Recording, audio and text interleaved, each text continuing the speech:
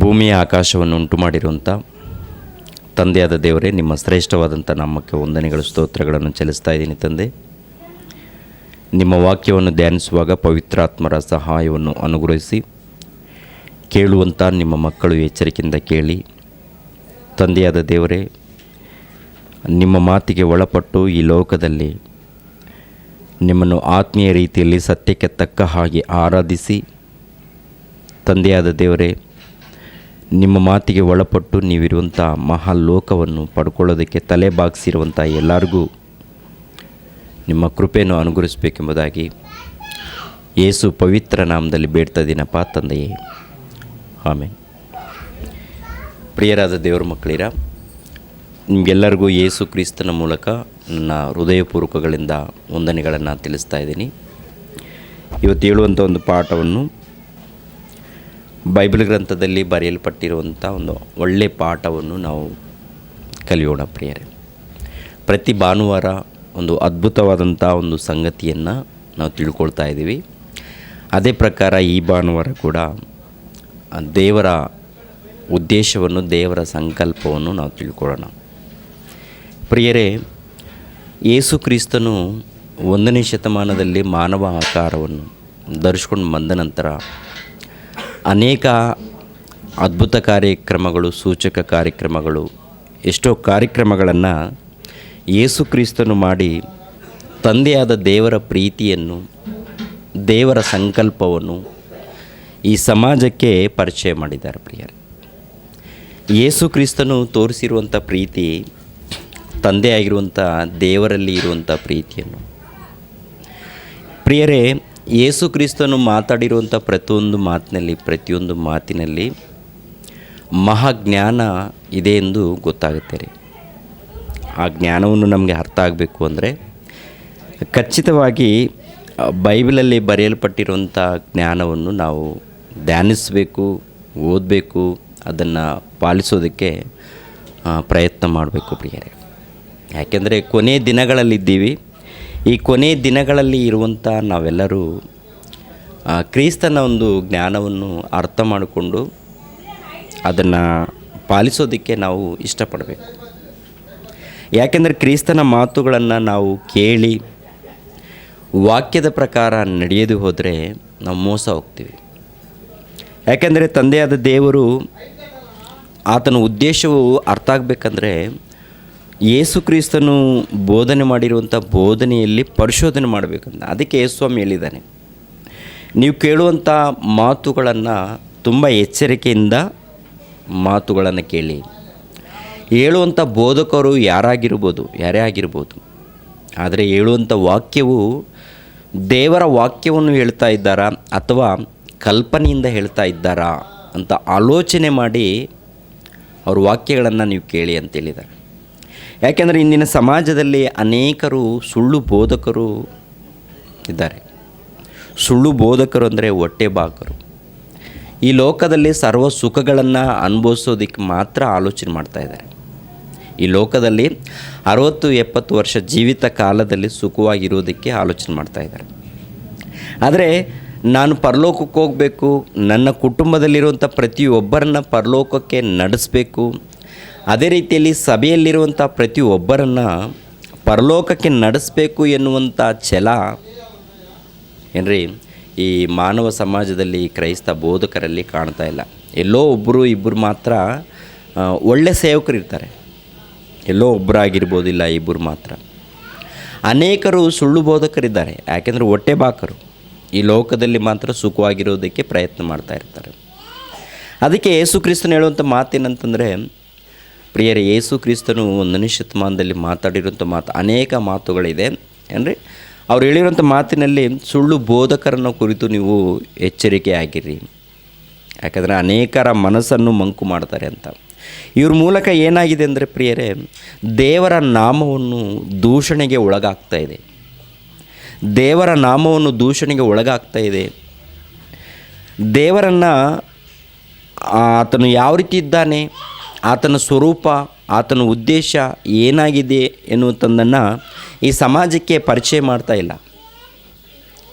ಈ ಮಾನವ ಸಮಾಜಕ್ಕೆ ಏನಂತ ಪರಿಚಯ ಮಾಡ್ತಾ ಇದ್ದಾರೆ ಅಂತಂದರೆ ಯೇಸು ಕ್ರಿಸ್ತನನ್ನಾಗಿರ್ಬೋದು ಅಥವಾ ದೇವರನ್ನು. ಯೇಸು ಕ್ರಿಸ್ತನನ್ನು ನಂಬಿಕೊಂಡ್ರೆ ನಿಮಗೆ ಉದ್ಯೋಗ ಬರುತ್ತೆ, ಮಕ್ಕಳಾಗ್ತಾರೆ, ಇಲ್ಲ ಮದುವೆ ಆಗುತ್ತೆ, ಇಲ್ಲ ನೀವು ಸಂಪಾದನೆ ಮಾಡ್ತೀರಂತ ಇದೇ ಬೋಧನೆ ಪ್ರಪಂಚ ದೇಶದಲ್ಲಿ ತುಂಬಿಕೊಂಡಿದೆ. ನಿಮ್ಮ ಉದ್ಯೋಗ ಇಲ್ವಾ, ಯೇಸು ಕ್ರಿಸ್ತನ ಬಳಿಗೆ ಬನ್ನಿ. ನಿಮಗೆ ಮದುವೆ ಆಗಿಲ್ವಾ, ಯೇಸು ಕ್ರಿಸ್ತನ ಬಳಿಗೆ ಬನ್ನಿ. ನಿಮಗೇನಾದರೂ ಸಮಸ್ಯೆ ಇದೆಯಾ, ಯೇಸು ಕ್ರಿಸ್ತನ ಬಳಿಗೆ ಬನ್ನಿ ಅಂತ ಪಂಚಾಂಗದವರು ಯಾವ ರೀತಿ ಈ ಪಂಚಾಂಗದವರು ಇರ್ತಾರೆ ನೋಡ್ರಿ. ನಿಮ್ಮ ಸಮಸ್ಯೆಗಳಿದ್ದರೆ ನಮ್ಮ ಪಂಚಾಂಗವನ್ನು ಕೇಳಿ ನಿಮಗೆಲ್ಲ ಸಮಸ್ಯೆಯನ್ನು ನಾವು ಪರಿಹಾರ ಮಾಡ್ತೀವಿ ಅಂತಂದು ಹೇಳುವಂಥವ್ರು ಈ ಗಿಳಿ ಪಂಚಾಂಗದವರು ಹೇಳ್ತಾ ಇರ್ತಾರೆ ಪ್ರೇರೆ. ಅದೇ ಪ್ರಕಾರ ನಮ್ಮ ಕ್ರೈಸ್ತ ಬೋಧಕರಲ್ಲಾಗಿದೆ ರೀ.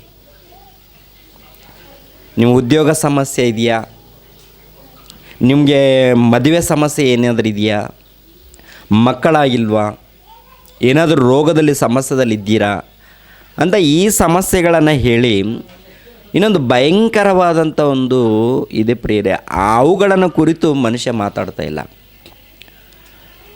ಶಾಶ್ವತವಾದಂಥ ಒಂದು ಲೋಕ ಇದೆ, ಆ ಲೋಕವನ್ನು ಕುರಿತು ಮನುಷ್ಯ ಕ್ರೈಸ್ತನು ಮಾತಾಡ್ತಾ ಇಲ್ಲ. ಮಹಾಲೋಕ ಇದೆ, ನಾವು ಮಹಾಲೋಕಕ್ಕೆ ಹೋಗಬೇಕಾಗಿದೆ. ಆ ಲೋಕಕ್ಕೆ ಹೋಗಬೇಕಾದ್ರೆ ಈ ಲೋಕದಲ್ಲಿ ನಾವು ಏನು ಮಾಡಬೇಕು, ಯಾವ ರೀತಿ ಇದ್ದರೆ ದೇವರು ನಮ್ಮನ್ನು ಮೆಚ್ತಾನೆ, ಯಾವ ರೀತಿ ನಾವು ನಡ್ಕೊಂಡ್ರೆ ದೇವರು ಸಂತೋಷ ಪಡ್ತಾನೆ ಎನ್ನುವಂಥದ್ದನ್ನು ಕ್ರೈಸ್ತರು ಕಲ್ತಿಲ್ಲ, ಕ್ರೈಸ್ತ ಬೋಧಕರು ಕಲ್ತಿಲ್ಲ ರೀ. ಇವತ್ತಿನಿಂದಲೇ ಏನು ಕಲ್ತ್ಕೊಂಡಿದ್ದೀವಿ ಅಂತ ನೋಡುವಾಗ ಇನ್ನೊಬ್ಬರನ್ನು ನಿಂದಿಸೋದು ಕಲ್ತ್ಕೊಂಡಿದ್ದೀವಿ, ಇನ್ನೊಬ್ಬರನ್ನ ದೂಷಿಸುವಂಥದ್ದು ಕಲ್ತ್ಕೊಂಡಿದ್ದೀವಿ, ಇನ್ನೊಬ್ಬರ ಮನಸ್ಸನ್ನು ನೋಯಿಸುವಂಥದ್ದು ನಾವು ಕಲ್ತ್ಕೊಂಡಿದ್ದೀವಿ. ಏನಾದರೂ ದೇವರ ಕೆಲಸ ಹೇಳಿದಾಗ ಆ ಕೆಲಸವನ್ನು ಕೂಡ ಶ್ರದ್ಧೆ ಇಲ್ಲದೆ ನಾವು ನಡ್ಕೊಳ್ತಾ ಇದ್ದೀವಿ. ದೇವರ ಕೆಲಸ ಅಂದರೆ ಶ್ರದ್ಧೆ ಇಲ್ಲ ರೀ, ಆ ರೀತಿ ಇದ್ದೀವಿ ಪ್ರಿಯರೇ. ಕ್ರೈಸ್ತ ಸಭೆಯಲ್ಲಿ ದೇವರ ಮಕ್ಕಳು ಎಂದು ಕರೆಯಲ್ಪಡುತ್ತಿರುವಂಥ ಈ ಕ್ರೈಸ್ತ ಸಮಾಜದಲ್ಲಿ ಈ ರೀತಿ ಇದ್ದೀವಿ. ಈ ರೀತಿ ಇದ್ದಾಗ ಯಾರು ನೊಂದುಕೊಳ್ತಾರೆ, ಯಾರ ಮನಸ್ಸು ನೋವಾಗುತ್ತೆ ಅಂತ ಆಲೋಚನೆ ಮಾಡುವಾಗ ತಂದೆಯಾದ ದೇವರು ನೊಂದುಕೊಳ್ತಾರೆ ರೀ. ಆ ತಂದೆಯಾದ ದೇವರು ನೊಂದುಕೊಳ್ತಾರೆ, ಮನಸ್ಸಿನಲ್ಲಿ ನೊಂದುಕೊಳ್ತಾರೆ. ಮನಸ್ಸಿನಲ್ಲಿ ನೊಂದುಕೊಂಡ್ರೆ ಏನಾಗುತ್ತೆ ಹೇಳಿ, ಮನುಷ್ಯನಿಗೆ ಶಾಪ ಬರುತ್ತೆ ರೀ. ದೇವರು ನೊಂದುಕೊಂಡ್ರೆ ಏನಾಗುತ್ತಂದರೆ ಮನುಷ್ಯರಿಗೆ ಶಾಪ ಎನ್ನುವಂಥದ್ದು ಬರುತ್ತೆ. ಆನಂತರ ದೇವರ ಜೀವಿತ ಕಾಲವನ್ನು ತೆಗೆದಾಕ್ತಾರೆ. ನಿನಗೆ ಒಂದು 60-70 ವರ್ಷ ಜೀವಿತ ಕಾಲವನ್ನು ಕೊಟ್ಟಿದ್ದಾರೆ ಅಂತ ತಿಳ್ಕೊಳ್ಳಿ. 60 ವರ್ಷ ನೀನು ಪಡ್ಕೊಂಡಿದ್ದೀಯಾ, ನಿನ್ನ ಒಂದು ಕ್ರಿಯೆಗಳನ್ನು ನೋಡಿ, ನಿನ್ನ ಪಾಪದ ಕೃತ್ಯಗಳನ್ನು ನೋಡಿ ನೀನು ಕೊಟ್ಟಿರುವಂಥ ಕಾಲವನ್ನು ಏನು ಮಾಡ್ತಾನಂತಂದರೆ ಕಡಿಮೆ ಮಾಡ್ತಾನೆ. ಆ ಕಡಿಮೆಯಲ್ಲಿ ನೀನು ಕೂಡ ಸರಿಪಡಿಸ್ಕೊಂಡ್ರೆ ಒಳ್ಳೆಯದು, ಇಲ್ಲ ಅಂತಂದರೆ ಹೋಗೋದು ಬೆಂಕಿ ಕೆರೆಗೆ, ಹೋಗೋದು ನರಕಕ್ಕೆ. ಆದ್ದರಿಂದ ಈ ನರಕ ಇದ್ದಿದ್ದಕ್ಕೋಸ್ಕರ ಯೇಸು ಕ್ರಿಸ್ತನು ಅನೇಕ ವಿಷಯಗಳನ್ನು ಮಾತಾಡಿದ್ದಾರೆ. ಪ್ರವಾದಿಗಳಿದ್ದಾರೆ, ಕ್ರಿಸ್ತ ಪೂರ್ವದಲ್ಲಿರುವಂಥ ಪ್ರವಾದಿಗಳು. ಎಷ್ಟೋ ಮಂದಿ ಭಕ್ತರು, ದೇವರ ಪ್ರವಾದಿಗಳಿದ್ದಾರೆ. ಅಬ್ರಹಾಮನಾಗಿರ್ಬೋದು, ದಾವೀದನಾಗಿರ್ಬೋದು, ಮೋಶೆ ಆಗಿರ್ಬೋದು, ಏನ್ರಿ ಎಹೆಸ್ಕೇಲನು, ಯೆಶಾಯನು, ದಾನಿಯೇಲನು, ಎಷ್ಟೋ ಮಂದಿ ಪ್ರವಾದಿಗಳಿದ್ದಾರೆ. ಈ ಪ್ರವಾದಿಗಳ ಮೂಲಕ ತನ್ನ ಮಕ್ಕಳಾಗಿರುವಂಥ ನಮಗೋಸ್ಕರ ಅನೇಕ ಉಪದೇಶಗಳನ್ನು, ದೈವ ಸಂದೇಶವನ್ನು ಸಮಾಜಕ್ಕೆ ಪರಿಚಯ ಮಾಡಿದ್ದಾರೆ. ಈ ಮಾನವ ಸಮಾಜಕ್ಕೆ ದೇವರ ಒಂದು ಸಂಕಲ್ಪವನ್ನು, ದೇವರ ಜ್ಞಾನವನ್ನು ಈ ಮಾನವ ಸಮಾಜಕ್ಕೆ ಪರಿಚಯ ಮಾಡಿದ್ದಾರೆ. ದೇವರ ಸ್ವರೂಪವನ್ನು ಕುರಿತು, ದೇವರ ಉದ್ದೇಶವನ್ನು ಕುರಿತು, ದೇವ್ರಿಗೋಸ್ಕರ ಬದುಕದೆ ಹೋದರೆ ಎಲ್ಲಿಗೆ ಹೋಗ್ತೀವಿ ಎನ್ನುವಂಥದ್ದನ್ನು ಕುರಿತು ಎಲ್ಲವನ್ನು ದೇವರು ತನ್ನ ಭಕ್ತಾದಿಗಳ ಮೂಲಕ ಪರಿಚಯ ಮಾಡಿದ್ದಾನೆ ಸಮಾಜಕ್ಕೆ. ಕ್ರಿಸ್ತ ಪೂರ್ವದಲ್ಲಿ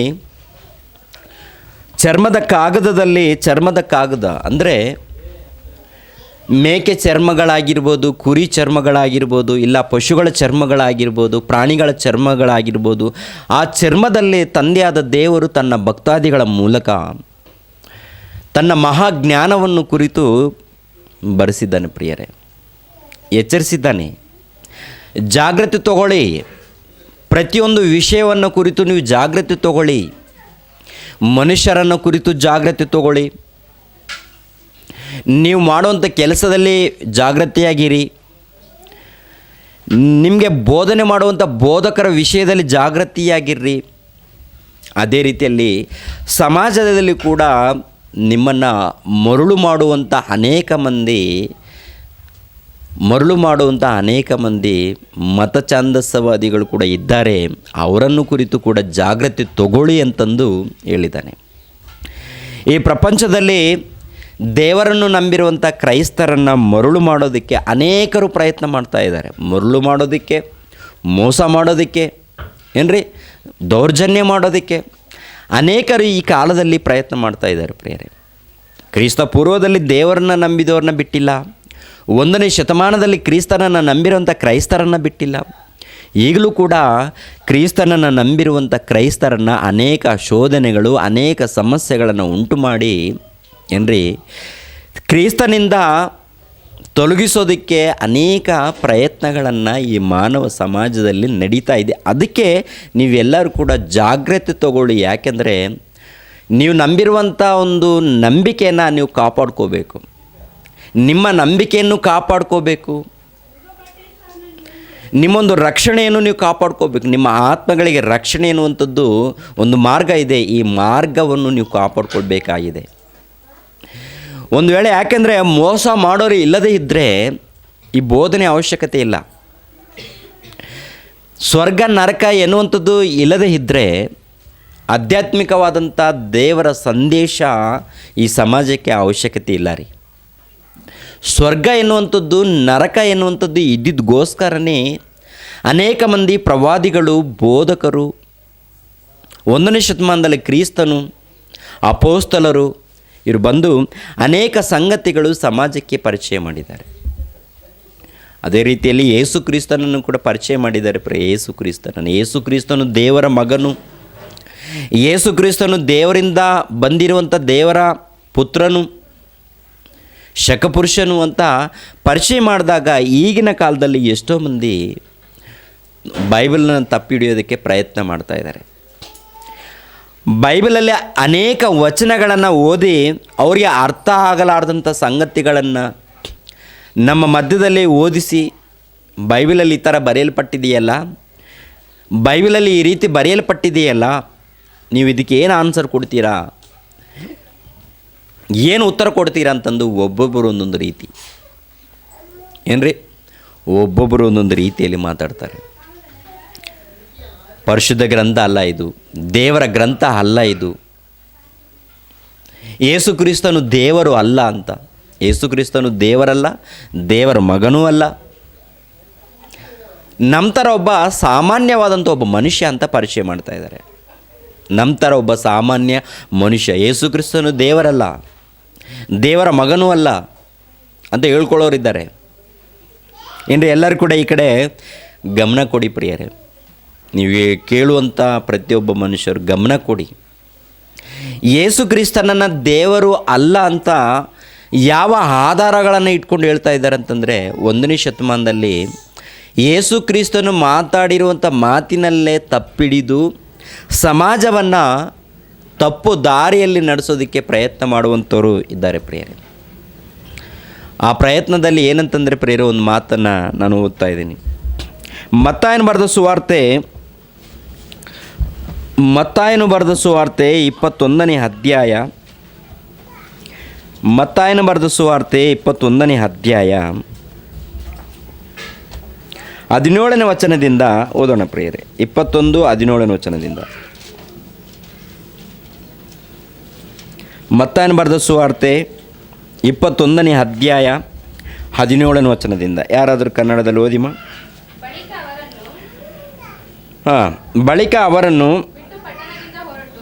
ಬಿಟ್ಟು ಪಟ್ಟಣದಿಂದ ಹೊರಟು ಬೇಥಾನಕ್ಕೆ ಬಂದು ಅಲ್ಲಿ ರಾತ್ರಿ ಇಳ್ಕೊಂಡನು. ಬೆಳಿಗ್ಗೆ ಆತನು ಪಟ್ಟಣಕ್ಕೆ ತಿರುಗಿ ಹೋಗುತ್ತಿರುವಾಗ ಹಸಿದನು. ದಾರಿಯಲ್ಲಿ ಒಂದು ಅಂಜೂರದ ಮರವನ್ನು ಕಂಡು ಅದರ ಹತ್ತಿರಕ್ಕೆ ಹೋಗಿ ಅದರಲ್ಲಿ ಬರೀ ಎಲೆಗಳನ್ನೇ ಹೊರತು ಮತ್ತೇನು ಕಾಣದೆ ಅದಕ್ಕೆ ಇನ್ನು ಮೇಲೆ ನಿನ್ನಲ್ಲಿ ಫಲವು ಎಂದಿಗೂ ಆಗದೆ ಹೋಗಲಿ ಎಂದು ಹೇಳಿದನು. ಆ ಕ್ಷಣವೇ ಆ ಅಂಜೂರದ ಮರವು ಒಣಗಿ ಹೋಯಿತು. ಶಿಷ್ಯರು ಅದನ್ನು ನೋಡಿ ಬೆರಗಾಗಿ, ಈ ಅಂಜೂರದ ಮರವು ಒಂದು ಕ್ಷಣದಲ್ಲೇ ಒಣಗಿ ಹೋಯಿತಲ್ಲ, ಅದು ಹೇಗೆ ಅಂದರು. ಸಾಕು ಪ್ರಿಯರೇ, ನೋಡಿದ್ರ? ಅಂದರೆ ಇಲ್ಲಿ ಏನಂತಂದರೆ, ಯೇಸು ಕ್ರಿಸ್ತನು ಹಸಿದಿದ್ದಾನಂತೆ. ಯೇಸು ಕ್ರಿಸ್ತನು ಹಸಿದ ನಂತರ ಹಸಿವಾಗಿದೆ, ಯೇಸು ಕ್ರಿಸ್ತನಿಗೆ ಹಸಿವಾಗಿದೆ. ಒಂದು ದೂರದಲ್ಲಿ ಒಂದು ಅಂಜೂರದ ಗಿಡವನ್ನು ನೋಡಿ ಆ ಗಿಡದಲ್ಲಿ ಏನಾದರೂ ಹಣ್ಣುಗಳು ಸಿಗುತ್ತೆ ಏನಂತಂದು ಹೋದ ನಂತರ ಆ ಗಿಡಗಳಲ್ಲಿ ಹಣ್ಣುಗಳು ಇಲ್ವಂತೆ. ಬರೀ ಎಲೆಗಳು ಹೊರತು ಅದರಲ್ಲಿ ಏನು ಇಲ್ಲದ ಕಾರಣ ಅದಕ್ಕೆ ಏನು ಮಾಡಿದಾರಂತಂದರೆ, ಇನ್ನು ಮೇಲೆ ನಿನ್ನಲ್ಲಿ ಫಲವು ಎಂದಿಗೂ ಆಗದೆ ಹೋಗಲಿ ಎಂದು ಹೇಳಿದನು. ಆ ಕ್ಷಣವೇ ಆ ಅಂಜೂರದ ಮರವು ಒಣಗಿ ಹೋಯಿತು. ಆ ಅಂಜೂರದ ಮರವು ಒಣಗಿ ಹೋಯಿತು ಅಂತಂದು ಈ ಮಾತಿರುತ್ತೆ ಪ್ರಿಯರೇ. ಅಂದರೆ ಈ ಮಾತನ್ನು ಹಿಡಿದುಕೊಂಡು ಕೆಲವರು ಮಾತಾಡುವಂಥದ್ದು ಏನು ಅಂತಂದರೆ, ಯೇಸು ಕ್ರಿಸ್ತನು ದೇವರು ಅಂತ ನೀವು ಆರಾಧನೆ ಮಾಡ್ತಾ ಇದ್ದೀರಾ, ಯೇಸು ಕ್ರಿಸ್ತನು ದೇವರ ಮಗನು ಎಂದು ಆರಾಧನೆ ಮಾಡ್ತಾ ಇದ್ದೀರಾ. ಯೇಸು ಕ್ರಿಸ್ತನು ದೇವರು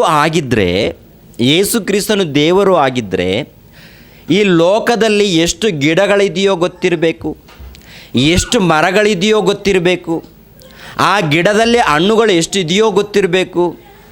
ಗೊತ್ತಿರುವಂಥ ವ್ಯಕ್ತಿ ದೇವರಾಗ್ತಾನೆ ವಿನಃ ಗೊತ್ತಿಲ್ಲದ ವ್ಯಕ್ತಿ ದೇವರಾಗೋದಕ್ಕೆ ಸಾಧ್ಯನೇ ಇಲ್ಲ ಅಂತಂದು ಏನ್ರಿ ಅನೇಕ ಮಂದಿ ಕ್ರೈಸ್ತರನ್ನು ನಿಂದಿಸೋರು, ಏನ್ರಿ ಕ್ರೈಸ್ತರ ಮನಸ್ಸನ್ನು ನೋಯಿಸೋರು ಇದ್ದಾರೆ.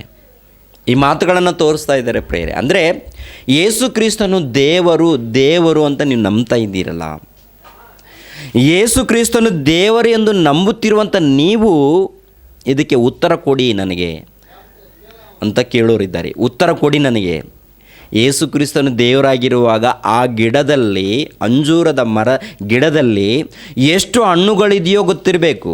ಹಣ್ಣುಗಳು ಇದೆಯೋ ಇಲ್ವೋ ಎಂದು ದೂರದಿಂದ ಇದ್ದಾಗಲೇ ಆತನಿಗೆ ಗೊತ್ತಿರಬೇಕು. ಮೊದಲನೇದು ಯೇಸು ಕ್ರಿಸ್ತನು ಹಸಿದನು ಎನ್ನುವಂಥ ಮಾತಿದೆ. ಆನಂತರ ದೂರದಲ್ಲಿರುವಂಥ ಅಂಜೂರದ ಮರದ ಬಳಿಗೆ ಹೋದ ನಂತರ ಅಂಜೂರದ ಗಿಡದಲ್ಲಿ ಹಣ್ಣುಗಳೇ ಇಲ್ಲ ಅಂತಂದು ಹೇಳಿ, ಇನ್ನು ಮೇಲೆ ನಿನ್ನ ಹಣ್ಣುಗಳು ಯಾರು ಕೂಡ ತಿನ್ನಕೂಡದು ಅಂತಂದು ಆ ಗಿಡಕ್ಕೆ ಶಪಿಸಿದ್ದಾನೆ. ಅದು ಶಪಿಸೋದು ನ್ಯಾಯವೋ ಅಂತ ಹೇಳಿ ನಿಂದಿಸೋರು, ಪ್ರಶ್ನೆ ಹಾಕೋರು, ಹೇತುವಾದಿಗಳು, ನಾಸ್ತಿಕರು ಈ ಸಮಾಜದಲ್ಲಿ ನೋಡ್ತಾ ಇದ್ದೀವಿ. ಇಂಥ ಮಾತುಗಳನ್ನು ಕೇಳಿದಾಗ ಕ್ರೈಸ್ತರಾಗಿರುವಂಥ ನಾವೇನು ಮಾಡ್ತಾ ಇದ್ದೀವಿ ಅಂತಂದರೆ, ಅದೆಲ್ಲ ದೇವರೇ ನೋಡ್ಕೊಳ್ತಾರೆ. ಯಾರು ನೋಡ್ಕೊಳ್ತಾರೆ?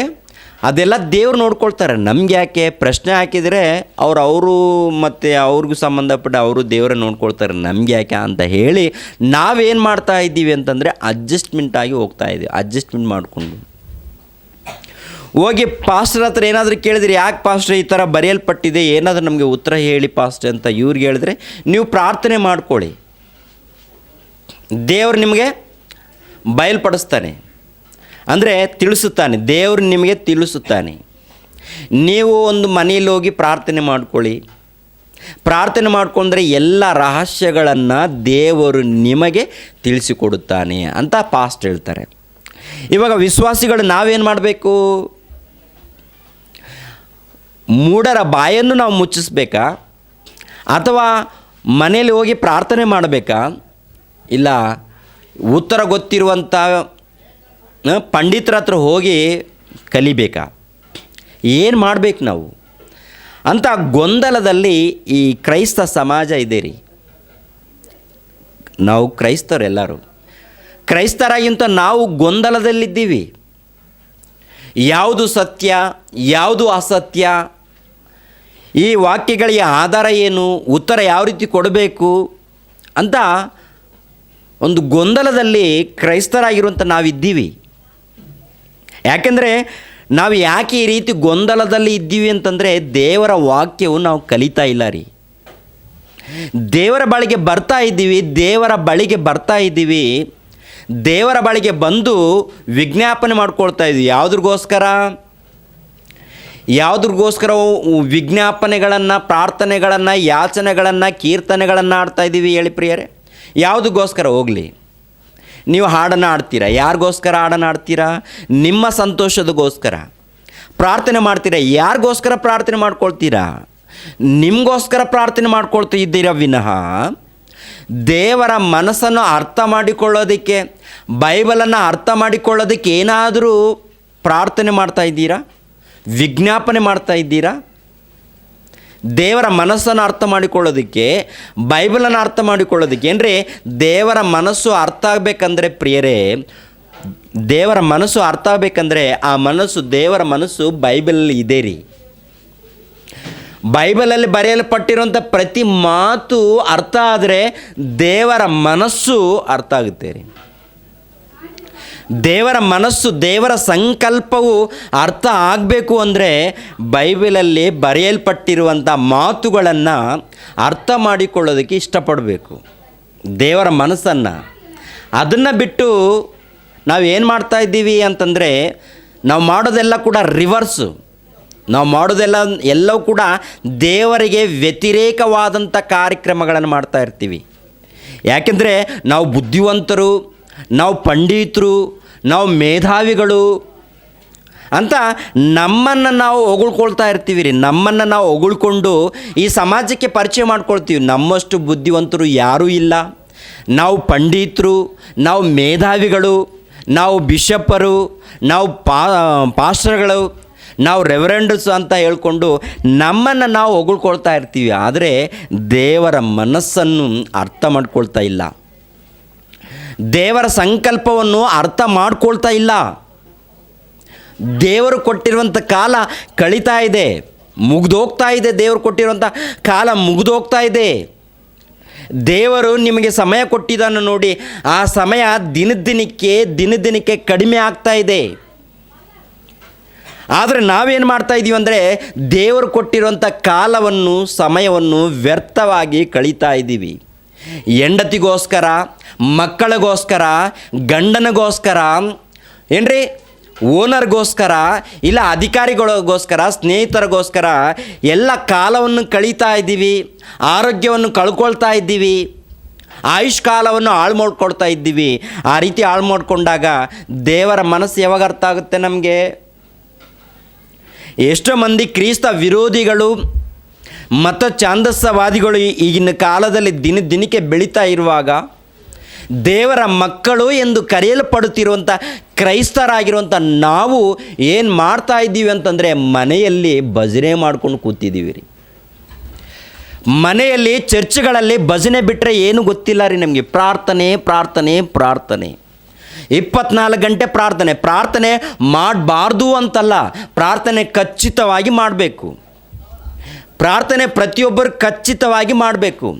ಪ್ರಾರ್ಥನೆ ಜೊತೆಗೆ ವಾಕ್ಯವನ್ನು ಕಲಿಬೇಕು, ವಾಕ್ಯದ ಪ್ರಕಾರ ನಡಿಬೇಕು. ಮೂಢರ ಬಾಯನ್ನು ಮುಚ್ಚಿಸಬೇಕಾಗಿದೆ.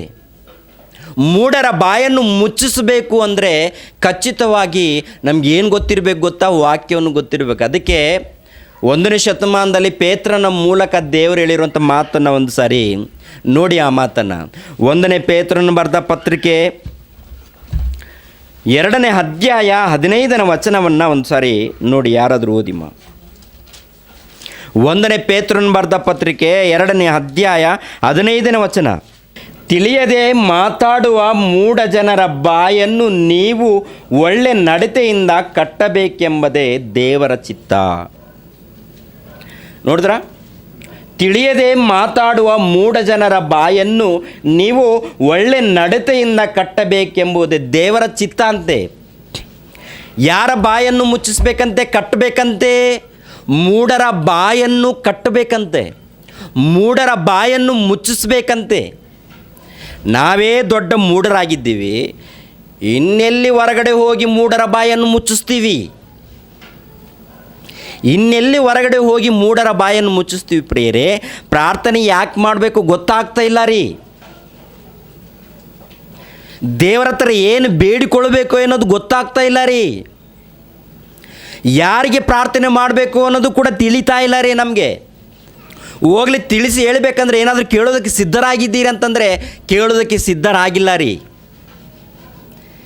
ಎಂಥದನ್ನು ಕೇಳ್ತಾರಂದರೆ ಮನೋರಂಜನೆಗಳಿರ್ತವೆ ನೋಡಿ, ಡ್ಯಾನ್ಸ್ಗಳು, ಆಟಗಳು, ಮ್ಯೂಸಿಕ್ಗಳು, ಏನ್ರಿ ಖರ್ಚಾಟ, ಕೂಗಾಟ, ಅದು ಇದ್ದರೆ ಮನುಷ್ಯರು ಸಂತೋಷವಾಗಿ ಆನಂದದಿಂದ ಕೇಳ್ತಾರೆ. ದೇವರ ಎಚ್ಚರಿಕೆ ಮಾತುಗಳನ್ನೇನಾದರೂ ಕೇಳೋರು ಇದ್ದಾರಾ? ಕೇಳೋರು ಶ್ರೇಷ್ಠರು, ಪಾಲಿಸೋರು ಶ್ರೇಷ್ಠರು. ದೇವರ ಮಾತಿಗೆ ಒಳಪಡುವವರು ಶ್ರೇಷ್ಠರು. ದೇವರ ಮಾತಿಗೆ ಒಳಪಟ್ಟು ವಾಕ್ಯದ ಪ್ರಕಾರ ನಡೆಯುವವರು ಶ್ರೇಷ್ಠರು. ಆ ರೀತಿ ನಡ್ಕೊಳ್ಬೇಕಂತೆ. ಏನ್ರಿ ಮೂಢರ ಬಾಯನ್ನು ಕಟ್ಟಬೇಕಂತೆ. ಮೂಢರ ಬಾಯನ್ನು ಕಟ್ಟಬೇಕಂದ್ರೆ ನೀವೇನು ಮಾಡ್ತೀರಾ? ದೇವರಿಗೆ ಸಮಯ ಕೊಡ್ತೀರಾ? ದೇವರಿಗೆ ಸಮಯ ಕೊಡ್ತೀರಾ ಅಥವಾ ದೆವ್ವಕ್ಕೆ ಸಮಯ ಕೊಡ್ತೀರಾ? ನೋಡ್ಕೊಡ್ರಿ ಒಂದು ಸಾರಿ. ದೇವರಿಗೆ ಸಮಯ ಕೊಟ್ಟೋರು, ದೇವರಿಗೆ ಸಮಯವನ್ನು ಕೊಟ್ಟೋರು ಯಾವ ರೀತಿ ಪ್ರಪಂಚದಲ್ಲಿ ಪ್ರಕಾಶಿಸ್ತಾರೆ. ದೆವ್ವಕ್ಕೆ ಸಮಯವನ್ನು ಕೊಟ್ಟೋರು ಯಾವ ರೀತಿ ಪ್ರಕಾಶಿಸ್ತಾರೆ ಎನ್ನುವಂಥದ್ದನ್ನು ಇವತ್ತು ನೀವೆಲ್ಲರೂ ತಿಳ್ಕೋಬೇಕು. ಒಂದು ಸಾರಿ ನೋಡಿ, ಯೇಸು ಕ್ರಿಸ್ತನನ್ನು ತಪ್ಪಿಡಿತಾ ಇದ್ದಾರಲ್ಲ, ಅಂಜೂರದ ಮರವನ್ನು ಯೇಸು ಕ್ರಿಸ್ತನು ಶಪಿಸಿದ್ದಾನೆ. ಯಾಕೆ ಶಪಿಸಿದ್ದಾನೆ? ದೇವರಾಗಿದ್ದರೆ ಶಪಿಸ್ತಾ ಇದ್ರಾ? ಅವ್ರು ದೇವರಾಗಿದ್ದಾರಾ? ನಿಜವಾಗ್ಲೂ ಅವ್ರು ದೇವರೇನಾ? ದೇವರ ಮಗನ ಆತನು ಅಂತ ನಿಂದಿಸುವಂಥ ನಿಂದಕರು ಈ ಸಮಾಜದಲ್ಲಿ ಇರುವಾಗ, ಮಂಕು ಮಾಡುವಂಥ ಮೂಢರು ಇರುವಾಗ, ಓ ಕ್ರೈಸ್ತನೇ ಏನು ಮಾಡ್ತಾ ಇದ್ದೀಯಾ ನೀನು? ಓ ದೇವರ ಮಗನು ಎಂದು ಕರೆಯಲ್ಪಡುತ್ತಿರುವಂಥ ಓ ಪರಿಶುದ್ಧ ಕ್ರೈಸ್ತನೇ ಏನು ಮಾಡ್ತಾ ಇದ್ದೀಯಾ ನೀನಿವತ್ತು? ಯಾರಿಗೋಸ್ಕರ ಜೀವಿಸ್ತಾ ಇದ್ದೀಯಾ ಇವತ್ತು ನೀನು? ಯಾವ ಆಲೋಚನೆಗಳಲ್ಲಿ ಇದ್ದೀಯಾ ನೀನು? ಎಂಥ ಆಲೋಚನೆಯಲ್ಲಿ ಇದ್ದೀಯಾ ನೀನು? ದೇವರ ಪ್ರಕಾರ ಆಲೋಚನೆ ಮಾಡ್ತಾ ಇದ್ದೀಯಾ? ನಿನ್ನ ಆಲೋಚನೆಗಳನ್ನು ದೇವರು ಇಷ್ಟಪಡ್ತಾ ಇದ್ದಾನಾ? ನಿನ್ನ ಕ್ರಿಯೆಗಳು ದೇವರು ಇಷ್ಟಪಡ್ತಾ ಇದ್ದಾನಾ? ಒಂದ್ಸರಿ ಆಲೋಚನೆ ಮಾಡು. ಈ ಅಂಜೂರದ ಮರವನ್ನು ಯಾಕೆ ಶಪಿಸಿದ್ರು ಎನ್ನೋದು ಅದಕ್ಕೆ ಆಧಾರ ಬೈಬಲಲ್ಲಿ ಇದೆ. ಯಾಕೆ ಶಪಿಸಿದ್ದಾರೆ, ಯಾರಿಗೋಸ್ಕರ ಶಪಿಸಿದ್ದಾರೋ ಎನ್ನುವಂಥದ್ದನ್ನು ಬೈಬಲಲ್ಲಿ ಖಚಿತವಾದಂಥ ಆಧಾರಗಳಿದೆ. ಹೊರಗಡೆ ತಪ್ಪಿಡಿಯೋದಕ್ಕೆ ಆಲೋಚನೆ ಮಾಡೋರಿಗೆ ಆಧಾರಗಳು ಸಿಗಲ್ಲ. ಅರ್ಥ ಮಾಡಿಕೊಳ್ಳಬೇಕು ಎನ್ನುವಂಥ ಆಲೋಚನೆಯಿಂದ ಬೈಬಲನ್ನು ಆಲೋಚನೆ ಮಾಡಿ ಓದಿದರೆ ಅದಕ್ಕೆ ಉತ್ತರ ಸಿಗುತ್ತೆ. ಇಲ್ಲದಿದ್ದರೆ ಉತ್ತರ ಸಿಗೋದಿಲ್ಲ. ಯಾಕಂದರೆ ಉತ್ತರ ಸಿಗಬೇಕಂದ್ರೆ ಖಚಿತವಾಗಿ ದೇವರ ವಾಕ್ಯವನ್ನು ಓದಬೇಕು. ಇನ್ನೊಂದು ಮಾತನ್ನು ತೋರಿಸ್ತಾರೆ ಪ್ರಿಯರವರು, ಇನ್ನೊಂದು ವಾಕ್ಯವನ್ನು ಕೂಡ ತೋರಿಸ್ತಾರೆ. ಏನು ಗೊತ್ತಾ ಅದು? ಇನ್ನೊಂದು ವಾಕ್ಯವನ್ನು ಏನಂತಂದರೆ ಪ್ರಿಯರೇ, ಮಾರ್ಕನ ಬರೆದ ಸುವಾರ್ತೆಯಲ್ಲಿ ಎಷ್ಟೋ ಸಾರಿ ಓದಿದ್ದೀವಿ. ಮಾರ್ಕನ ಬರೆದ ಸುವಾರ್ತೆ 11ನೇ ಅಧ್ಯಾಯ 12ನೇ ವಚನದಿಂದ, ಮರುದಿನ ಅವರು ಬೇತ್ಯಾನ್ಯವನ್ನು ಬಿಟ್ಟು ಬರುತ್ತಿರುವಾಗ ಆತನು ಹಸಿದನು ಮತ್ತು ಎಲೆ ಬಿಟ್ಟಿದ್ದ ಒಂದು ಅಂಜೂರದ ಮರವನ್ನು ದೂರದಲ್ಲಿ ಕಂಡು ಅದರಲ್ಲಿ ತನಗೇನಾದರೂ ಹಣ್ಣು ಸಿಕ್ಕಿತೆಂದು ಅಲ್ಲಿಗೆ ಹೋದನು. ಅದರ ಹತ್ತಿರಕ್ಕೆ ಬಂದಾಗ ಅದರಲ್ಲಿ ಬರೀ ಎಲೆಗಳೇ ಹೊರತು ಮತ್ತೇನು ಕಾಣಲಿಲ್ಲ. ಅದು ಅಂಜೂರದ ಹಣ್ಣಿನ ಕಾಲವಲ್ಲ. ಆಗ ಯೇಸು ಆ ಮರಕ್ಕೆ, ಇನ್ನು ಮೇಲೆ ಒಬ್ಬರು ನಿನ್ನಲ್ಲಿ ಹಣ್ಣನ್ನು ಎಂದಿಗೂ ತಿನ್ನದ ಹಾಗಾಗಲಿ ಅಂತ ಹೇಳಿದರು. ನೋಡ್ರಿ, ಇದು ಏನಾದರೂ ನ್ಯಾಯನಾ ಅಂತ ಹೊರಗಡೆ ಕೇಳ್ತಾರೆ ಪ್ರಿಯರೇ. ಏನರ್ಥ ಆಗಿದೆ ನಿಮಗೆ? ಏನರ್ಥ ಆಗಿದೆ? ಹೊರಗಡೆ ಇರುವಂಥ ಅನ್ಯರು, ಮತಚಾಂದಸವಾದಿಗಳು, ಕ್ರಿಸ್ತ ವಿರೋಧಿಗಳು ಕೇಳುವಂಥ ಪ್ರಶ್ನೆ ಏನಂತಂದರೆ, ಯೇಸು ಕ್ರಿಸ್ತನು ದೇವರಂತ ಹೇಳ್ತಾ ಇದ್ದೀರಲ್ಲ, ಯೇಸು ಕ್ರಿಸ್ತನು ದೇವರಾಗಿರುವಾಗ, ದೇವರ ಮಗನಾಗಿರುವಾಗ ಆ ಗಿಡದಲ್ಲಿ ಹಣ್ಣುಗಳೆಷ್ಟಿದೆಯೋ, ಹಣ್ಣುಗಳು ಇದೆಯೋ ಇಲ್ವೋ ಅಂತ ಎಲ್ಲ ಗೊತ್ತಿರಬೇಕು. ವರ್ತಮಾನ, ಭೂತ, ಭವಿಷ್ಯತ್ ಕಾಲವನ್ನು ಕುರಿತು ಗೊತ್ತಿರಬೇಕು ಆತನಿಗೆ. ದೇವರಿಗೆ ಭೂತ, ಭವಿಷ್ಯತ್, ವರ್ತಮಾನ ಕಾಲವನ್ನು ಕುರಿತು ಗೊತ್ತಿರಬೇಕು. ಗೊತ್ತಿರೋರು ದೇವರಾಗ್ತಾರೆ ವಿನಃ ತಿಳಿಯದವರು ದೇವರಾಗಲ್ಲ. ಯಾಕೆಂದರೆ ಯೇಸು ಕ್ರಿಸ್ತನಿಗೆ ಏನು ಗೊತ್ತಿಲ್ಲ ಅಂತಂದು ಹೊರಗಡೆ ಇರುವಂಥ ಮತಚಾಂದಸವಾದಿಗಳು, ಕ್ರಿಸ್ತ ವಿರೋಧಿಗಳು ಏನ್ರಿ ಈ ಥರ ಪ್ರಶ್ನೆ ಹಾಕುವಾಗ ಅದಕ್ಕೆ ನಮಗೆ ಸರಿಯಾದ ಉತ್ತರ ಇದೆಯಾ? ಇನ್ನೊಂದು ಮಾತು, ಕೆಳಗಡೆ ಮಾತು ಏನಂತಂದರೆ, ಹಣ್ಣಿನ ಕಾಲವಲ್ವಂತೆ. ಹಣ್ಣಿನ ಕಾಲ ಏನಾಗ್ತಾರೆ ಗೊತ್ತಾ? ಹಣ್ಣಿನ ಕಾಲ ಅಲ್ಲ ಎಂದು ಇಲ್ಲಿ ಬರೆಯಲ್ಪಟ್ಟಿದೆ. ಅದು ಏನ್ರಿ, ಹಣ್ಣಿನ ಕಾಲವಲ್ಲವಂತೆ, ಹಣ್ಣಿನ ಕಾಲವಲ್ಲ. ಅಂದರೆ ಯೇಸು ಕ್ರಿಸ್ತನ ಯಾವಾಗ ಹುಡುಕಿದ್ದಾನೆ ಅಲ್ಲಿ? ಸೀಸನಲ್ಲಿ ಹೋಗಿ ಹಣ್ಣನ್ನು ಹುಡುಕಿದ್ದಾನ ಅಥವಾ ಅನ್ಸೀಸನಲ್ಲಿ ಹೋಗಿ ಹಣ್ಣನ್ನು ಹುಡುಕಿದ್ದಾನಂತ ನೋಡುವಾಗ ಈ ವಚನದ ಪ್ರಕಾರ ಅನ್ಸೀಸನಲ್ಲಿ ಹೋಗಿ ಹಣ್ಣುಗಳನ್ನು ಹುಡುಕಿದ್ದಾನಂತೆ ಗಿಡದಲ್ಲಿ, ಅಂಜೂರದ ಗಿಡದಲ್ಲಿ. ಏನ್ರಿ, ಅಂಜೂರದ ಗಿಡದಲ್ಲಿ ಯಾವಾಗ ಸಿಗುತ್ತೆ ಹಣ್ಣುಗಳು? ಆ ಹಣ್ಣಿನ ಕಾಲದಲ್ಲಿ ಹೋದರೆ ಒಂದು ವೇಳೆ ಒಂದು ಗಿಡದಲ್ಲಿ ಇಲ್ಲಾಂದರೆ ಇನ್ನೊಂದು ಗಿಡದಲ್ಲಿ ಹಣ್ಣುಗಳು ಸಿಗ್ಬೋದು. ಆದರೆ ಯಾವಾಗ ಹುಡುಕಿದ್ದಾನಂತೆ? ಅಂಜೂರದ ಹಣ್ಣಿನ ಕಾಲವಲ್ಲವಂತೆ. ಅಂದರೆ ಪ್ರಿಯರಾದ ದೇವರ ಮಕ್ಕಳಿರ, ಅಂಜೂರದ ಮರದ ಹತ್ರ ಹೋಗಿದ್ದಾನೆ, ಗಿಡದ ಹತ್ರ ಹೋಗಿದ್ದಾನೆ, ದೂರದಿಂದ ನೋಡಿ ಹೋಗಿದ್ದಾನೆ. ಪ್ರಿಯರು, ಹೋದ ನಂತರ ಆ ಗಿಡದಲ್ಲಿ ಒಂದು ಕೂಡ ಹಣ್ಣು ಇಲ್ಲವಂತೆ. ಅದಕ್ಕೆ ಶಪಿಸಿದ್ದಾನೆ. ಪ್ರಿಯರೇ, ಹೊರಗಡೆ ಇರೋರು ಕೇಳುವಂಥ ಪ್ರಶ್ನೆ ಏನು ಗೊತ್ತಾ? ಯೇಸು ಕ್ರಿಸ್ತನು ದೇವರಾಗಿದ್ದರೆ ಆತನಿಗೆ ಆ ಗಿಡದಲ್ಲಿ ಹಣ್ಣಿದೆಯೋ ಇಲ್ವೋ ಗೊತ್ತಿರಬೇಕು. ಎರಡನೇದು, ಅದು ಹಣ್ಣಿನ ಕಾಲ ಹೌದೋ ಅಲ್ವೋ ಏನೋ ಅಂಥದ್ದು ಗೊತ್ತಿರಬೇಕು. ಆ ಗಿಡದಲ್ಲಿ ಎಷ್ಟು ಎಲೆಗಳಿದೆಯೋ ಅದನ್ನು ಗೊತ್ತಿರಬೇಕು. ಆಗ ದೇವರಾಗ್ತಾನೆ. ಆದರೆ ಈ ವಾಕ್ಯದ ಪ್ರಕಾರ ನಿಮ್ಮ ಯೇಸು ದೇವರು ಅಲ್ಲ ಅಂತಂದು ಹೇಳ್ತಾರೆ. ಪ್ರಿಯರೇ, ಇದಕ್ಕೆ ನೀವೇನು ಉತ್ತರ ಕೊಡೋದಕ್ಕೆ ರೆಡಿ ಇದ್ದೀರಾ? ಏನು ಆನ್ಸರ್ ಕೊಡ್ತೀರಾ ನೀವು ಇದಕ್ಕೆ? ಆನ್ಸರ್ ಅಂದರೆ ನಾವು ಉತ್ತರ ಕೊಡಬೇಕಂದ್ರೆ ನಮಗೇನು ಗೊತ್ತಿರಬೇಕು? ಏನ್ರಿ, ಬೈಬಲ್ ವಾಕ್ಯ ಗೊತ್ತಿರಬೇಕು. ಪ್ರಿಯರೇ, ದೇವರ ವಾಕ್ಯವು ಗೊತ್ತಿರಬೇಕು. ದೇವರ ಮನಸ್ಸು ನಮಗೆ ಅರ್ಥ ಆಗಬೇಕು. ಯಾಕೆಂದರೆ ಮೂಢರ ಬಾಯನ್ನು ಮುಚ್ಚಿಸಬೇಕು, ಕಟ್ಟಬೇಕಾಗಿದೆ ಅಂತ ಹೇಳಿದಾನಲ್ಲ. ಮೂಢರ ಬಾಯನ್ನು ಯಾವ ರೀತಿ ಕಟ್ಟಬೇಕಂದ್ರೆ ನಿಮಗೇನು ಗೊತ್ತಿರಬೇಕಂದ್ರೆ ದೇವರ ವಾಕ್ಯವು ಗೊತ್ತಿರಬೇಕು. ತಿಳಿಯದೆ ಹೋದರೆ ಮೂಢರ ಬಾಯನ್ನು ಯಾವ ರೀತಿ ಕಟ್ತೀರಾ ನೀವು? ಕಟ್ಟೋದಕ್ಕಾಗುತ್ತಾ? ದೇವರೇ ನೋಡ್ಕೊಳ್ತಾರ? ದೇವರೇ ನೋಡ್ಕೊಂಡ್ರೆ ನೀನು ಯಾಕೆ? ತಿನ್ನೋದಕ್ಕೆ, ಊಟ ಮಾಡೋದಕ್ಕೆ, 24 ಗಂಟೆ ದೇವರನ್ನ ಹಿಂಸೆ ಪಡಿಸೋದಕ್ಕೆ? ಹಿಂಸೆ ಅಂದರೆ 24 ಗಂಟೆ ಪ್ರಾರ್ಥನೆ, ಕುಂತಾಗಲೂ ಪ್ರಾರ್ಥನೆ, ನಿಂತಾಗಲೂ ಪ್ರಾರ್ಥನೆ, ಮಲಗುವಾಗಲೂ ಪ್ರಾರ್ಥನೆ. ಈ ಪ್ರಾರ್ಥನೆಯಲ್ಲಿ ಏನು ಪ್ರಾರ್ಥನೆ ಮಾಡ್ತಾ ಇದೆಯಾ? ಅಯ್ಯೋ ದೇವರೇ, ನಾನು ಹೊರಗಡೆ ಹೋಗಿ ಬಂದೆ, ಕೆಲಸಕ್ಕೆ ಹೋಗಿ ಬಂದಿದ್ದೀನಿ ದೇವರೇ, ಮಲ್ಕೊಳ್ತಾ ಇದ್ದೀನಿ, ನಿಮ್ಮ ದೂತರಿದ್ದರೆ ಕಳಿಸ್ಕೊಡ್ರಿ, ನಾನು ಮಲಗ್ತಾ ಇದ್ದೀನಿ, ನೆಮ್ಮದಿಯಾಗಿ ಮಲಗಬೇಕು, ಒಳ್ಳೆ ನಿದ್ದೆ ಕೊಡಿ. ಆನಂತರ ಯಾವ ಹುಳಗಳು ಯಾವ ಹಾವುಗಳು ನನ್ನನ್ನು ಕಚ್ಚದಂತೆ ನನ್ನ ಮನೆ ಸುತ್ತಲೂ ದೇವದೂತರನ್ನು ಕಾವಲಿಗಿಟ್ಟು ಕಾಪಾಡ್ರಿ ಅಂತಂದು ಪ್ರಾರ್ಥನೆ ಮಾಡ್ತೀವಿ. ದೊಡ್ಡ ಭಕ್ತನು ದೇವರಿಗೆ ಪ್ರಾರ್ಥನೆ. ಕಳ್ಳಭಕ್ತನು ಯಾರು ಗೊತ್ತೇವನು? ದೊಡ್ಡ ಕಳ್ಳಭಕ್ತನು ರೀ. ದೇವ್ರಿಗೋಸ್ಕರ ಒಂದು ಕೆಲಸ ಮಾಡಿಲ್ಲ, ದೇವ್ರಿಗೋಸ್ಕರ ಹಳ್ಳಿಗೆ ಹೋಗಿಲ್ಲ, ದೇವ್ರಿಗೋಸ್ಕರ ಏನೂ ಮಾಡಿಲ್ಲ. ದೇವ್ರ ಹತ್ರ ಮೊಣಕಾಲೋರ್ಗಿ ಪ್ರಾರ್ಥನೆ ಮಾಡ್ತಾನೆ. ಬೆಳಗ್ಗಿಂದ ಕೆಲಸ ಮಾಡಿ ಸುಸ್ತಾಗಿ ಬಂದಿದ್ದೀನಿ ತಂದೆ, ನಿಮಗೆ ಸ್ತೋತ್ರಗಳು, ನನ್ನನ್ನು ಕಾಪಾಡಿ ದೇವರೇ ಅಂತಂದು ದೇವದೂತರನ್ನು ಕಾವಲಿಗಿಟ್ಟು ನನ್ನನ್ನು ಕಾಪಾಡಿ ಅಂತ ಹೇಳಿ ದೇವರಿಗೆ ಮೊರೆ ಇಡ್ತಾನೆ. ಪ್ರಿಯರೇ, ಇದು ಸರಿಯಲ್ಲ, ಅದು ಒಳ್ಳೆಯದಲ್ಲ, ಅದು ದೇವರು ಮೆಚ್ಚೋದಿಲ್ಲ ರೀ. ಆದ್ದರಿಂದ ಪ್ರಿಯರಾದ ದೇವ್ರ ಮಕ್ಕಳಿರ, ದೇವರು ಮೆಚ್ಚಬೇಕಂತಂದರೆ ಪ್ರಿಯರೇ, ದೇವರು ನಮ್ಮನ್ನು ಮೆಚ್ಚಬೇಕಂದ್ರೆ ಮೊದಲು ದೇವರ ವಾಕ್ಯಕ್ಕೆ ಒಳಪಡಬೇಕು, ಮಾತಿಗೆ ಒಳಪಡಬೇಕು. ಅಂದರೆ ದೇವರ ಮಾತಿಗೆ ಖಚಿತವಾಗಿ ಒಳಪಡಬೇಕು. ವಾಕ್ಯದ ಪ್ರಕಾರ ನಡ್ಕೊಂಡ್ರೆ ಖಚಿತವಾಗಿ ದೇವರು ಸಂತೋಷ ಪಡ್ತಾರೆ. ಪ್ರಿಯರೇ, ನೋಡಿ ಇದಕ್ಕೆ ಆನ್ಸರ್ ಏನಿದೆ, ಎಲ್ಲಿದೆ, ಉತ್ತರ ಎಲ್ಲಿ ಸಿಗುತ್ತೆ ಅಂತ ಒಂದು ಸಾರಿ ನೋಡುವಾಗ ಪ್ರಿಯರಾದ ದೇವ್ರ ಮಕ್ಕಳಿರ, ಯೇಸು ಕ್ರಿಸ್ತನು ಅಂಜೂರದ ಮರವನ್ನು ಶಪಿಸಿದನಲ್ಲ, ಅದಕ್ಕೆ ಉತ್ತರ ಎಲ್ಲಿ ಸಿಗುತ್ತೆ ಅಂತ ನೋಡುವಾಗ ಪ್ರಿಯರೇ, ಏನ್ರಿ, ಯೆರೆಮೀಯನ ಗ್ರಂಥದಲ್ಲಿ ಒಂದು ಮಾತಿರುತ್ತೆ.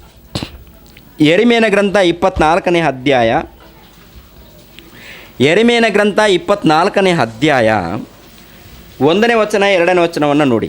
ಬಾಬೇಲಿನ ಅರಸನಾದ ನೆಬೂಕದ್ನೆಚ್ಚರನು ಯೆಹೋಯಾಕೀಮನ ಮಗನು ಯೆಹೂದದ ಅರಸನೂ ಆದ ಯೆಕೊನ್ಯನನ್ನು, ಯೆಹೂದದ ಪ್ರಧಾನರನ್ನು, ಶಿಲ್ಪಿಗಳನ್ನು, ಕಮ್ಮಾರರನ್ನು ಯೆರೂಸಲೇಮಿನಿಂದ ಬಾಬೇಲಿಗೆ ಸೆರೆ ಒಯ್ದ ಮೇಲೆ ಯೆಹೋವನ ಆಲಯದ ಮುಂದೆ ಇಟ್ಟಿರುವ ಅಂಜೂರದ ಹಣ್ಣು ತುಂಬಿದ 2 ಪುಟ್ಟಿಗಳನ್ನು ಯೆಹೋವನು ನನಗೆ ಕಾಣಿಸಿದನು. ಅಂದರೆ 2 ಅಂಜೂರದ ಪುಟ್ಟಿಗಳನ್ನು ಯೆಹೋವನು ನನಗೆ ಕಾಣಿಸಿದನು ಅಂತ ಹೇಳ್ತಾನೆ. ಅಂಜೂರದ ಪುಟ್ಟಿಗಳು, ಹಣ್ಣಿನ ಪುಟ್ಟಿಗಳು ಏನ್ರಿ, ಯೆಹೋವನು ನನಗೆ ಅಂಜೂರದ ಹಣ್ಣು ತುಂಬಿದ 2 ಪುಟ್ಟಿಗಳು ಯೆಹೋವ ನನಗೆ ಕಾಣಿಸಿದನು. ಯಾರು ಹೇಳ್ತಾ ಇದ್ದಾರೆ ಈ ಮಾತು ಏನ್ರಿ? ಯಾರು ಹೇಳ್ತಾ ಇದ್ದಾರೆ ಪ್ರಿಯರೇ? ಯೆರೆಮೀಯನು ಹೇಳ್ತಾ ಇದ್ದಾನೆ ಪ್ರಿಯರೇ. ಯೆರೆಮೀಯನು ಅಂದರೆ 2 ಪುಟ್ಟಿಗಳನ್ನು ದೇವರ ಯೆರೂಸಲೇಮಿನಲ್ಲಿ ದೊಡ್ಡ ದೇವರ ಮಂದಿರ ಇದೆ ನೋಡಿ, ಸೊಲೊಮೋನ್ ಮಹಾರಾಜು ಕಟ್ಟಿಸಿರುವಂಥ ದೊಡ್ಡ ಮಂದಿರ. ಆ ದೊಡ್ಡ ಮಂದಿರ ಬಳಿಯಲ್ಲಿ, ಯೆರೂಸಲೇಮ್ ಪಟ್ಟಣದ ಬಳಿಯಲ್ಲಿ 2 ಪುಟ್ಟಿಗಳು ಅಂದರೆ ಅಂಜೂರದ ಹಣ್ಣಿನ ಪುಟ್ಟಿಗಳಿದೆ ಅಂತೆ. 2 ಪುಟ್ಟಿಗಳಿವೆ ಅಂತೆ. ಆ ಪುಟ್ಟಿಗಳಲ್ಲಿ ಏನಿದೆ?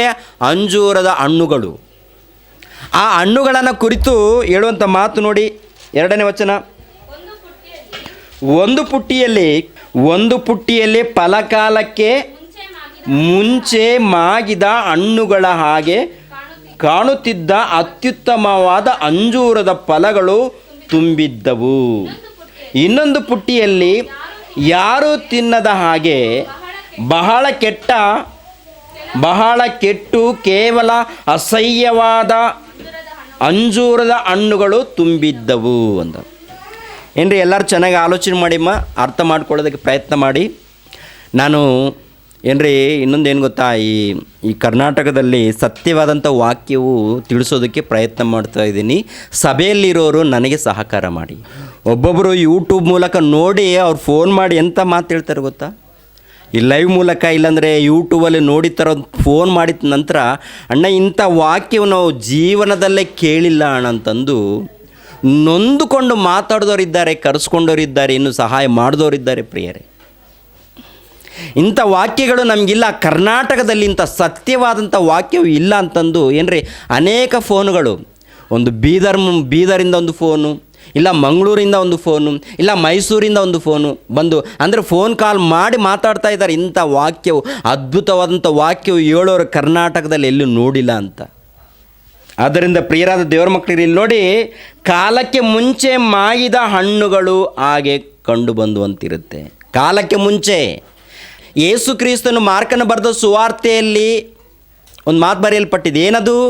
ಅಂಜೂರದ ಹಣ್ಣಿನ ಕಾಲವಲ್ಲ ಅಂತಿದೆ ಅಲ್ಲಿ. ಅಂಜೂರದ ಹಣ್ಣಿನ ಕಾಲ ಅಲ್ಲ ಅದು, ಕಾಲವಲ್ಲ ಅದು.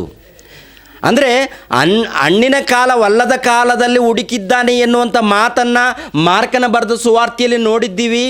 ಈ ಮಾತಿನ ಪ್ರಕಾರ ಯೇಸು ಕ್ರಿಸ್ತನು ದೇವರಲ್ಲ ಅಂತ ಅವ್ರು ಹೇಳ್ತಾ ಇದ್ದಾರೆ. ಆದರೆ ಅವ್ರ ಬಾಯನ್ನು ಮುಚ್ಚಿಸ್ಬೇಕಂತಂದರೆ ಪ್ರಿಯರೇ, ಕ್ರಿಸ್ತ ಪೂರ್ವದಲ್ಲಿ ತನ್ನ ಭಕ್ತಾದಿಗಳ ಮೂಲಕ ದೇವರ ಮಾತುಗಳನ್ನು ಬರೆಸಿದೆ. ಏನು ಗೊತ್ತಾ? ಆ ಮಾತು ಏನಂತಂದರೆ, ಕಾಲಕ್ಕೆ ಮುಂಚೆ ಮಾಗಿದ ಹಣ್ಣುಗಳ ಹಾಗೆ ಕಾಣುತ್ತಿದ್ದವು. ಅಂದರೆ ಹಣ್ಣಿನ ಕಾಲ ಬರಲಾರ್ದ ಮುಂಚೆ, ಅಂಜೂರದ ಹಣ್ಣಿನ ಕಾಲ ಬಾರದ ಮುಂಚೆ ಮಾಗಿದ ಹಣ್ಣುಗಳು ಇವೆ ಅಂತೆ. ಅಂದರೆ ಸೀಸನಲ್ಲಿ ಹಣ್ಣು ಕೊಡುವಂಥದ್ದಿದೆ, ಅನ್ಸೀಸನಲ್ಲಿ ಕೂಡ ಹಣ್ಣುಗಳನ್ನು ಕೊಡುವಂಥ ಅಂಜೂರದ ಗಿಡಗಳಿವೆ. ಸೀಸನಲ್ಲಿ ಕೊಡ್ತಾ ಇದೆ, ಅನ್ಸೀಸನಲ್ಲಿ ಕೂಡ ಕೊಡ್ತಾ ಇದೆ. ಅಂದರೆ ಇದು ಅಂಜೂರದ ಗಿಡಗಳಲ್ಲಿ ಪ್ರಿಯರೇ, ಅಂಜೂರದ ಗಿಡಗಳಲ್ಲಿ ಸೀಸನಲ್ಲಿ ಅಂದರೆ ಹಣ್ಣಿನ ಕಾಲದಲ್ಲಿ ಹಣ್ಣುಗಳನ್ನು ಕೊಡುವಂಥ ಮರಗಳು ಇದೆ. ಹಣ್ಣಿನ ಕಾಲವು ಬರಲಾರ್ದ ಮುಂಚೆ ಹಣ್ಣುಗಳನ್ನು ಕೊಡುವಂಥ ಮರಗಳು ಕೂಡ ಇದೆ. ಈ ಪ್ರಪಂಚ ದೇಶದಲ್ಲಿ ಅನೇಕ ಸ್ಥಳಗಳಲ್ಲಿ ನೋಡ್ತಾ ಇರ್ತೀವಿ. ಸೀಸನಲ್ಲಿ ಹಣ್ಣುಗಳು ಮಾವಿನ ಗಿಡ ಇದೆ ಅಂತ ತಿಳ್ಕೊಳ್ಳಿ, ಹಣ್ಣುಗಳು ಕೊಡುವಂಥ ಸೀಸನಲ್ಲಿ ಕೊಡುವಂಥ ಗಿಡಗಳು ಇದೆ. ಅದೇ ಪ್ರಕಾರ ಸೀಸನ್ಗಿಂತ ಮುಂಚಿತವಾಗಿಯೇ ಹಣ್ಣುಗಳನ್ನು ಕೊಡುವಂಥ ಮಾವಿನ ಮರಗಳು, ಇನ್ನು ಎಷ್ಟೋ ಮರಗಳು ಈ ಪ್ರಪಂಚ ದೇಶದಲ್ಲಿ ನೋಡ್ತಾ ಇರ್ತೀವಿ, ಎಷ್ಟೋ ಮರಗಳನ್ನು. ಆದರೆ ಯೇಸು ಕ್ರಿಸ್ತನು ಪ್ರಿಯರೇ, ಆ ಯೇಸು ಕ್ರಿಸ್ತನು ಅಂಜೂರದ ಮರವನ್ನು ಶಪಿಸಿದ್ದಾನಂದರೆ ಕಾರಣ ಏನಂತಂದರೆ, 2 ಕಾಲಗಳನ್ನು ಕುರಿತು ಪರಿಶೋಧನೆ ಮಾಡಿದ್ದಾನೆ. 2 ಕಾಲ ಅಂದರೆ ಹಣ್ಣಿನ ಸೀಸನಲ್ಲಿ ನೋಡಿದ್ದಾನೆ, ಅದೇ ರೀತಿಯಲ್ಲಿ ಹಣ್ಣಿನ ಸೀಸನ್ ಅಲ್ಲದ ಸೀಸನಲ್ಲಿ ಕೂಡ ಹುಡುಕಿದ್ದಾನೆ. 2 ಕಾಲದಲ್ಲಿ ಕೂಡ ಹಣ್ಣುಗಳು ಕಂಡಿಲ್ಲ ರೀ ಆತನಿಗೆ. ಅಂಜೂರದ ಮರದಲ್ಲಿ ಗಿಡವನ್ನು ನೋಡ್ತಾ ಇದ್ದಾನೆ, ಕಂಡಿಲ್ಲ ರೀ.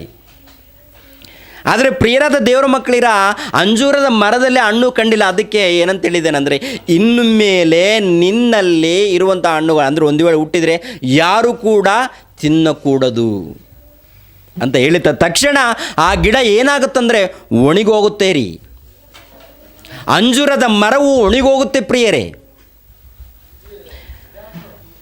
ಪ್ರಿಯರಾದ ದೇವ್ರ ಮಕ್ಕಳಿರೆ, ಇನ್ನೊಂದು ಪ್ರಶ್ನೆ ಕೂಡ ನೀವು ಆಗ್ಬೋದು, ಏನ್ರಿ ಯೇಸು ಕ್ರಿಸ್ತನು ಶಾಪ ಕೊಡೋದಕ್ಕಿಂತ ಬದಲಾಗಿ ಅದನ್ನು ಆಶೀರ್ವಾದ ಕೊಟ್ಟರೆ ಹಣ್ಣುಗಳು ಕೊಡ್ಬೋದಲ್ವಾ ಅಂತ ನೀವು ಕೇಳ್ಬೋದು. ಆದರೆ ಪ್ರಾರಂಭದಲ್ಲೇ ಆಶೀರ್ವಾದ ಕೊಟ್ಟಿದ್ದಾನೆ ದೇವರು. ಆ ಗಿಡಗಳಿಗೆ, ಮರಗಳಿಗೆ ಪ್ರಾರಂಭದಲ್ಲೇ ಆಶೀರ್ವಾದ ಕೊಟ್ಟಿದ್ದಾನೆ. ಗಿಡಗಳಿಗೆ ಏನಂತ ಆಶೀರ್ವಾದ ಕೊಟ್ಟಿದ್ದಾನೋ ಒಂದು ಸಾರಿ ಆದಿಕಾಂಡ 1ನೇ ಅಧ್ಯಾಯ ಏನ್ರಿ, ಆದಿಕಾಂಡ 1ನೇ ಅಧ್ಯಾಯ 11ನೇ ವಚನ. ಭೂಮಿಯು ಹುಲ್ಲನ್ನು, ಬೀಜ ಬಿಡುವ ಕಾಯಿ ಪಲ್ಯದ ಗಿಡಗಳನ್ನು ಬೆಳೆಸಲಿ ಮತ್ತು ಬೀಜ ಉಳ್ಳ ಹಣ್ಣಿನ ಮರಗಳನ್ನು ಅವುಗಳ ಜಾತಿಗನುಸಾರವಾಗಿ ಹುಟ್ಟಿಸಲಿ ಎಂದು ಹೇಳಿದನು. ಹಾಗೆಯೇ ಆಯಿತು. ಭೂಮಿಯಲ್ಲಿ ಹುಲ್ಲು ಬೆಳೆಯಿತು ಮತ್ತು ತಮ್ಮ ತಮ್ಮ ಜಾತಿಯ ಪ್ರಕಾರ ಬೀಜ ಬಿಡುವ ಕಾಯಿ ಪಲ್ಯದ ಗಿಡಗಳು ಉಂಟಾದವು. ತಮ್ಮ ತಮ್ಮ ಜಾತಿಗನುಸಾರವಾಗಿ ಬೀಜ ಉಳ್ಳ ಹಣ್ಣಿನ ಮರಗಳು ಕಾಣಿಸಿದವು. ದೇವರು ಅದನ್ನು ಒಳ್ಳೆಯದೆಂದು ನೋಡಿದನು. ದೇವರು ಅದನ್ನು ಒಳ್ಳೆಯದು ಅಂದರೆ ಪ್ರಾರಂಭದಲ್ಲೇ ಗಿಡಗಳಿಗೆ, ಮರಗಳಿಗೆ, ಕಾಯಿಪಲ್ಯ ಗಿಡಗಳಿಗೆ ಎಲ್ಲವಕ್ಕೂ ಕೂಡ ದೇವರು ಆಶೀರ್ವಾದ ಕೊಟ್ಟಿದ್ದೇನೆ. ಮತ್ತೊಂದು ಸಾರಿ ಆಶೀರ್ವಾದ ಕೊಡುವಂಥ ಅವಶ್ಯಕತೆ ಇಲ್ಲ ರೀ. ಒಂದು ವೇಳೆ ಕೊಟ್ಟರೆ ದೊಡ್ಡ ಕೆಲಸನೂ ಇಲ್ಲ. ದೇವರು ಏನ್ರಿ ಗಿಡ ಹಣ್ಣು ಕೊಡಂತಂದ್ರೆ ಏನು ಕೊಡಲ್ವಾ ರೀ? ಯೇಸು ಕ್ರಿಸ್ತನು ಮಾಡಿರುವಂಥ ಅದ್ಭುತ ಕಾರ್ಯವನ್ನು ಒಂದು ಸಾರಿ ನೋಡುವಾಗ ಪ್ರಿಯರೇ, ಯೇಸು ಕ್ರಿಸ್ತನ ಮಾತಿನಲ್ಲಿ ಶಕ್ತಿ ಇದೆ, ಜ್ಞಾನ ಇದೆ, ಪವರ್ ಇದೆ ರೀ ಆತನಲ್ಲಿ. ಕೇವಲ ಏನ್ರಿ 2 ರೊಟ್ಟಿ 5 ಮೀನುಗಳು ನೋಡಿ. ಒಂದು ಸಾರಿ ಮತ್ತಾಯನ ಬರೆದ ಸುವಾರ್ತೆ 14ನೇ ಅಧ್ಯಾಯ 14ನೇ ವಚನ. 2 ರೊಟ್ಟಿ 5 ಮೀನುಗಳು 5,000 ಜನಕ್ಕೆ ಹಂಚಿದನು ಎನ್ನುವಂಥ ಮಾತನ್ನು ನೋಡ್ತಾ ಇರ್ತೀವಿ ಅಲ್ಲಿ. ಆತನು ಹೊರಗೆ ಬಂದು ಬಹು ಜನರ ಗುಂಪನ್ನು ಕಂಡು ಕನಿಕರಪಟ್ಟು ಅವರಲ್ಲಿದ್ದ ರೋಗಿಗಳನ್ನು ಸ್ವಸ್ಥ ಮಾಡಿದನು. ಸಂಜೆಯಾದಾಗ ಶಿಷ್ಯರು ಆತನ ಬಳಿಗೆ ಬಂದು, ಇದು ಅಡವಿ ಈಗ ಒತ್ತು ಹೋಯಿತು, ಈ ಗುಂಪಿಗೆ ಅಪ್ಪಣೆ ಕೊಡು, ಅವರು ಹಳ್ಳಿಪಳ್ಳಿಗಳಿಗೆ ಹೋಗಿ ಆಹಾರ ಪದಾರ್ಥಗಳನ್ನು ಕೊಂಡುಕೊಳ್ಳಲಿ ಎಂದು ಹೇಳಲಾಗಿ, ಯೇಸು ಅವರು ಹೋಗುವುದು ಅಗತ್ಯವಿಲ್ಲ, ನೀವೇ ಅವರಿಗೆ ಊಟಕ್ಕೆ ಕೊಡಿರಿ ಅಂದನು. ಎಷ್ಟು ಮಂದಿ ಇದ್ದಾರೆ ಪ್ರಿಯರೇ? ಎಷ್ಟು ಮಂದಿ ಇದ್ದಾರೆ ಅಂದರೆ ಪುರುಷರ ಸಂಖ್ಯೆ 5,000 ಮಂದಿ ಇದ್ದಾರಂತೆ. ಪುರುಷರ ಸಂಖ್ಯೆ ಇಂಚು ಮಿಂಚು 5,000 ಮಂದಿ. ಸ್ತ್ರೀಯರು ಚಿಕ್ಕ ಮಕ್ಕಳನ್ನು ಲೆಕ್ಕ ಮಾಡಿಲ್ಲ ರೀ. ಏನ್ರಿ, ಚಿಕ್ಕ ಮಕ್ಕಳಿದ್ದಾರೆ, ಸ್ತ್ರೀಯರು ಇದ್ದಾರೆ, ಅವರನ್ನು ಲೆಕ್ಕ ಮಾಡಿಲ್ಲ. ಪುರುಷರ ಸಂಖ್ಯೆ ಇಂಚು ಮಿಂಚು 5,000 ಮಂದಿ ಇದ್ದಾರೆ ಅನ್ನುವಂಥ ಮಾತನ್ನು ಕೆಳಗಡೆ ನೋಡ್ತಾ ಇದ್ದೀವಿ ಪ್ರಿಯರೇ. ಇಷ್ಟು ಮಂದಿಗೆ ಊಟವನ್ನು ಬಳಸಿರಿ ಅಂತಂದು ಹೇಳಿದ್ದಾನೆ ಪ್ರಿಯರೇ. ನೀವೇ ಬಳಸಿ ಅಂತ ಏನ್ರಿ. ಕೇವಲ 50 ಮಂದಿಗೆ ಊಟ ಹಾಕೋದಕ್ಕೆ ಬೆಳಗ್ಗೆಯಿಂದ ಇಷ್ಟು ತನಕ ನಮ್ಮವರು ಒದ್ದಾಡ್ತಾ ಇದ್ದಾರೆ ಪ್ರಿಯರೇ. ಇವತ್ತು ನಮ್ಮ ಪ್ರೋಗ್ರಾಮ್ ಇದ್ದಾರೆ, ದೀಕ್ಷಾಸ್ಥಾನ ಪ್ರೋಗ್ರಾಮ್ ಇದೆ ರೀ. ಕೇವಲ 50 ಮಂದಿಗೆ ಊಟ ಹಾಕಬೇಕು. 50 ಮಂದಿಗೆ ರೇಷನ್ ಇದೆ, ಎಲ್ಲ ಇದೆ. ಬೆಳಗ್ಗಿಂದ ಕಷ್ಟಪಡ್ತಾ ಇದ್ದಾರೆ ಪ್ರಿಯರೇ. ಇನ್ನೂ ಊಟ ಆಗಿಲ್ಲ ರೀ. 10 ಮಂದಿ ಕಷ್ಟಪಡ್ತಾ ಇದ್ದಾರೆ ಪ್ರಿಯರೇ. ಮತ್ತು 5,000 ಮಂದಿ ಪುರುಷರ ಸಂಖ್ಯೆ. ಇನ್ನು ಸ್ತ್ರೀಯರು ಚಿಕ್ಕ ಮಕ್ಕಳು ಎಷ್ಟಿರ್ತಾರೆ? ಸ್ತ್ರೀಯರು ಚಿಕ್ಕ ಮಕ್ಕಳು, ಸ್ತ್ರೀಯರ ಸಂಖ್ಯೆ ಸುಮಾರು ಒಂದು ಸ್ವಲ್ಪ ಜನ ಅಂದ್ಕೊಳ್ಳೋಣ. ಮಕ್ಕಳು ಎಷ್ಟಿರ್ಬೋದು? ಮಕ್ಕಳು, ಸ್ತ್ರೀಯರು ಇವ್ರನ್ನ ಬಿಟ್ಟು ಪುರುಷರ ಸಂಖ್ಯೆ 5,000 ಅಂದರೆ ಇಂಚು ಮಿಂಚು ಒಂದು 10,000 ಜನ ಲೆಕ್ಕ ಹಾಕೋಣ ಪ್ರಿಯರೇ. ಏನು ಚಿಕ್ಕ ಮಕ್ಕಳೇನು ಸ್ವಲ್ಪ ಊಟ ಮಾಡ್ತಾರಾ?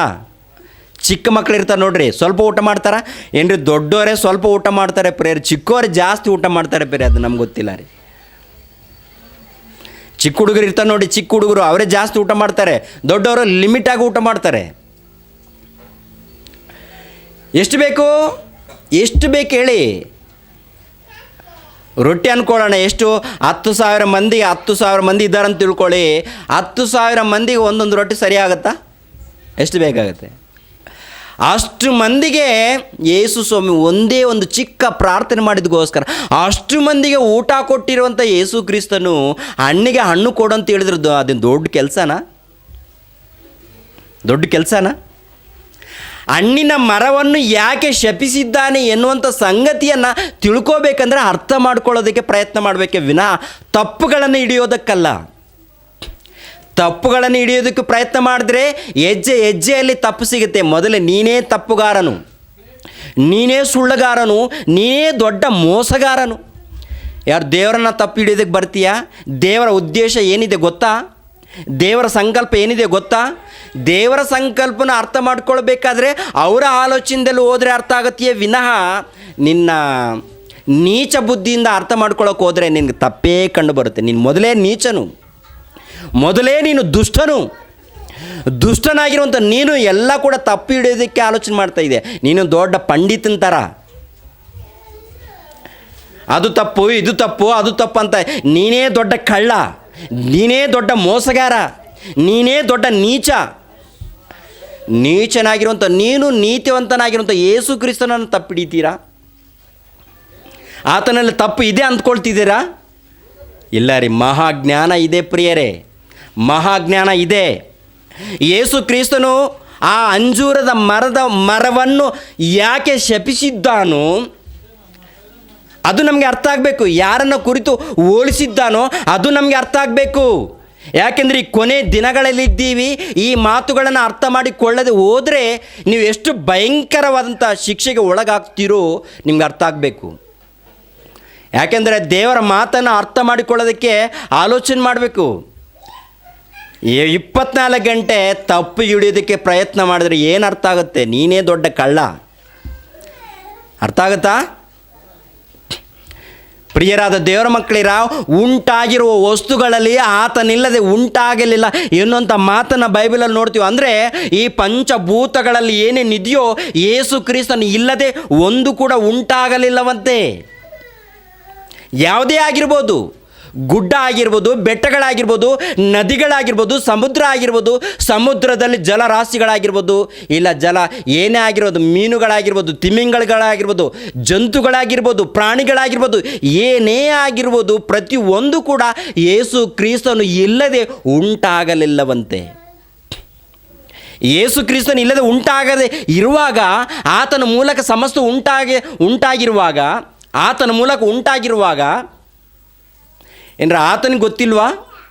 ಆತನಿಗೆ ಗೊತ್ತಿಲ್ವಾ ಈ ಗಿಡದಲ್ಲಿ ಎಷ್ಟು ಎಲೆಗಳಿದೆಯೋ, ಎಷ್ಟು ಹಣ್ಣುಗಳಿದೆಯೋ ಸಮಸ್ತವೂ ಗೊತ್ತು. ಕೊನೆಗೆ ನಿನ್ನ ತಲೆಯಲ್ಲಿರುವಂಥ ಕೂದಲು ಕೂಡ ಆತನಿಗೆ ಲೆಕ್ಕ ಇದೆ. ನಿನ್ನ ತಲೆಯಲ್ಲಿರುವಂಥ ಕೂದಲು ಕೂಡ ನಿನಗೆ ಗೊತ್ತಿಲ್ಲ ಓ ಮನುಷ್ಯ. ಆದರೆ ಸೃಷ್ಟಿ ಮಾಡಿರುವಂಥ ಸೃಷ್ಟಿಕರ್ತನಿಗೆ ದೇವರಿಗೆ ಗೊತ್ತು.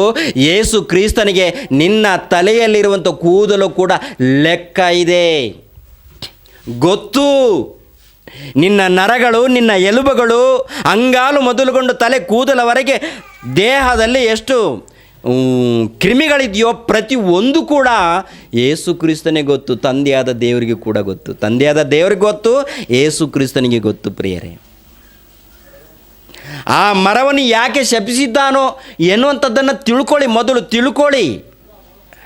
ತಪ್ಪು ಹಿಡಿಯೋದಕ್ಕಲ್ಲ. ಯೇಸು ಕ್ರಿಸ್ತನು ದೇವರ ಮಗನು, ಯೇಸು ಕ್ರಿಸ್ತನು ದೇವರು ಆತನು. ಯೇಸು ಕ್ರಿಸ್ತನು ದೇವರು ಆತನು, ದೇವರ ಮಗನು ದೇವರಾಗ್ತಾನೆ. ಪ್ರಿಯರೇ, ಕ್ರಿಸ್ತ ಪೂರ್ವದಲ್ಲಿ ಹೇಳಿರುವಂಥ ಮಾತನ್ನು ಮತ್ತೊಂದು ಸಾರಿ ನೋಡಿ. ಈ ಅಂಜೂರದ ಮರವನ್ನು ಯಾರಿಗೆ ಹೋಲಿಸಿದ್ದಾನೋ ಎನ್ನುವಂಥದ್ದನ್ನು, ಈ ಅಂಜೂರದ ಮರವನ್ನು ಯಾರಿಗೆ ಹೋಲಿಸಿದ್ದಾನೆ, ಯಾರನ್ನು ನೋಡಿ ಶಪಿಸಿದ್ದಾನೆ ಎನ್ನುವಂಥದ್ದನ್ನು ಯೆರೆಮೀಯನ ಗ್ರಂಥ 24ನೇ ಅಧ್ಯಾಯ ಮತ್ತೊಂದು ಸಾರಿ ಬನ್ನಿ.